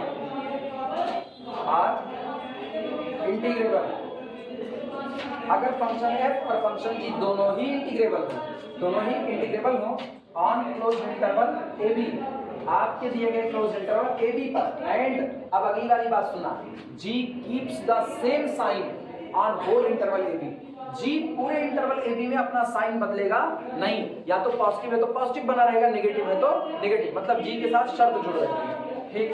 and G keeps the same sign, G keeps the same sign over close interval A B, then there exist, यहाँ मौजूद होगा a number mu, then there exists a number mu lying between, जो स्थित होगा lying between the bounds of f, between the bounds of f, जो function f के bounds के बीच में होगा, सच दैट, और इस तरीके से होगा कि कोई आपसे कहे integration from a to b f of x into g of x dx क्या होगा, ये क्या होगा सुनना, शर्तें क्या क्या है, f g दोनों इंटीग्रेबल होने चाहिए, दोनों इंटीग्रेबल हो, एक बात, दूसरी बात पूरे क्लोज इंटरवल ए बी में g ऑफ x का साइन बदलना नहीं चाहिए, वो नेचर आपका सेम रहे, पॉजिटिव है तो पॉजिटिव, नेगेटिव है तो नेगेटिव, अंतर नहीं होना चाहिए।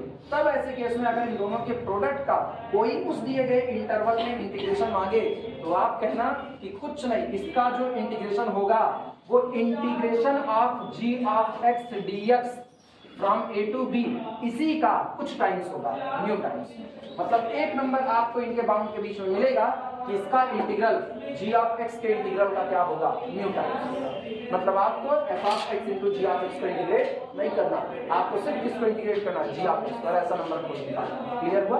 नोट करो स्टेटमेंट।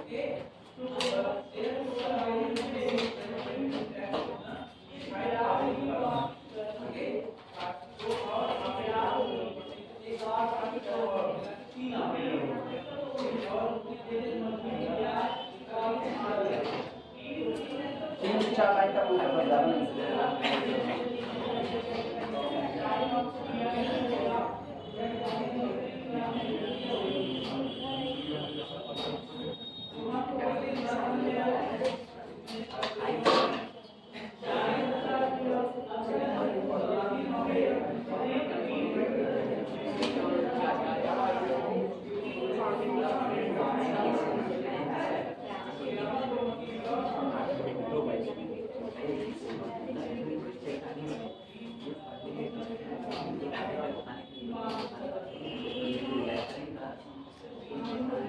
हो जाए तो बताना, प्रूफ करवाएं। लिख चुके स्टेटमेंट, तुरंत प्रूफ करो।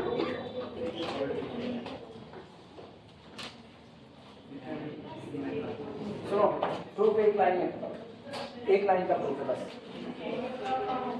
आप कह रहे हो कि f ऑफ x कैसा है, इंटीग्रेबल है ऑन क्लोज्ड इंटरवल, हाँ या ना, और अगर वो इंटीग्रेबल है तो निश्चित तौर पर इंटीग्रेशन फ्रॉम a से b function f of x dx less than or equal to capital M into b minus a but greater than or equal to small m into b minus a, सही या गलत? सारे लोग सहमत हो? आप कह रहे हो g ऑफ x का साइन बदलता नहीं है, यही तो कहेगा, तो ठीक है g ऑफ x का साइन ना बदले, कोई दिक्कत नहीं। अच्छा तो भी छोड़ो, एक और लाइन, मतलब वो भी ठीक है, अगली line f of x bounded होगा तो f of x less than or equal to capital M greater than or equal to small, सही बात या नहीं? ठीक। अच्छा, अगर ऐसा है तो इसका मतलब g ऑफ x को अगर हम पॉजिटिव मान लें थोड़ी देर के लिए, take g of x positive, तो पॉजिटिव से मल्टीप्लाई करने पर साइन नहीं चेंज होगा, तो इसका मतलब f of x into g of x is less than or equal to capital M into g of x and greater than or equal to small m into g of x। सहमत हो कि नहीं? और मुझको पता है छोटे function का इंटीग्रेशन छोटा बड़े फंक्शन का इंटीग्रेशन बड़ा, हाँ या ना?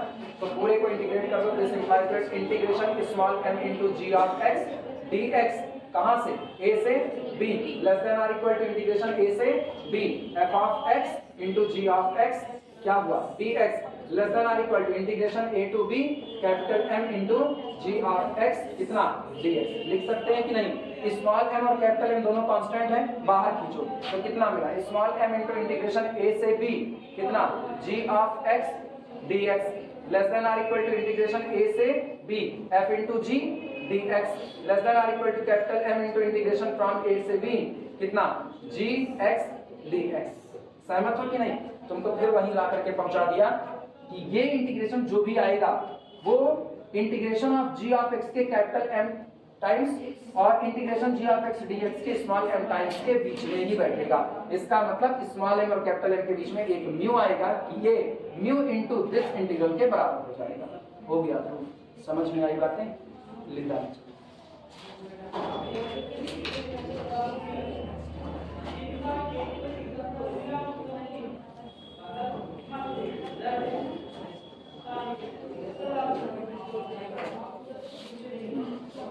अच्छा सुनो, ये तो तब हुआ ना जब g ऑफ x का साइन मैंने क्या रखा? पॉजिटिव।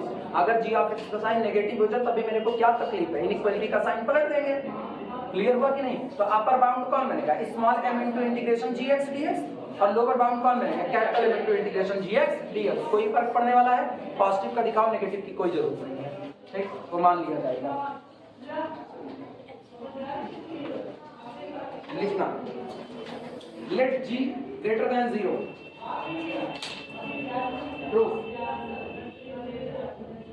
प्रूफ में let g of x greater than 0 for all small x belong to the closed interval a b। हर एक के लिए वो पॉजिटिव बना रखता है। ठीक, if small m and capital M, if small m and capital M are bounds of f on closed interval ab, अगर ये क्लोज इंटरवल ab पर फंक्शन के बाउंड हैं तो ऑब्वियस सी बात है f of x less than or equal to capital M but greater than or equal to small m। आया ना? किसके लिए? For all small x belong to the closed interval ab। इसका this implies that small m into g of x less than or equal to f of x into g of x less than or equal to capital M into g of x। किसके लिए?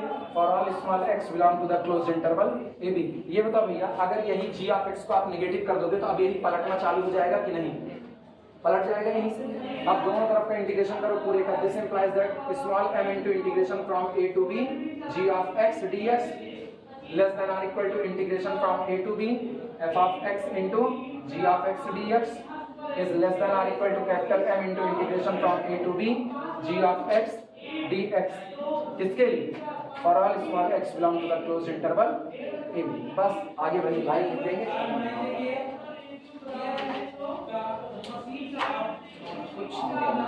Therefore, there exists mu belong to the closed interval small m to capital M, मतलब lower और upper bound के बीच में एक number ऐसा आएगा सच that जो इस तरह से होगा कि integration from a to b function fx into gx dx must be equal to mu times of integration a to b g of x dx।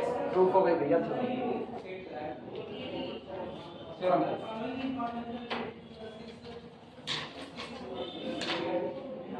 ठीक है। सुनो, दो न्यूमेरिकल है लेकिन अच्छे खासे लंबे न्यूमेरिकल है ना। अगर हम उठा भी लेंगे ना तो 1 बजे के पहले नहीं खत्म, तो बच जाएंगे, इसीलिए इसी पर रोक दो ना। बाकी कल न्यूमेरिकल कर लेंगे, कल फर्स्ट हाफ न्यूमेरिकल चल जाएगा, सेकंड हाफ में मैट्रिक स्कोर रीमान खत्म। हाँ छुट्टी ना, टाइम यही रहेगा अपना, टाइम नहीं बदलेगा।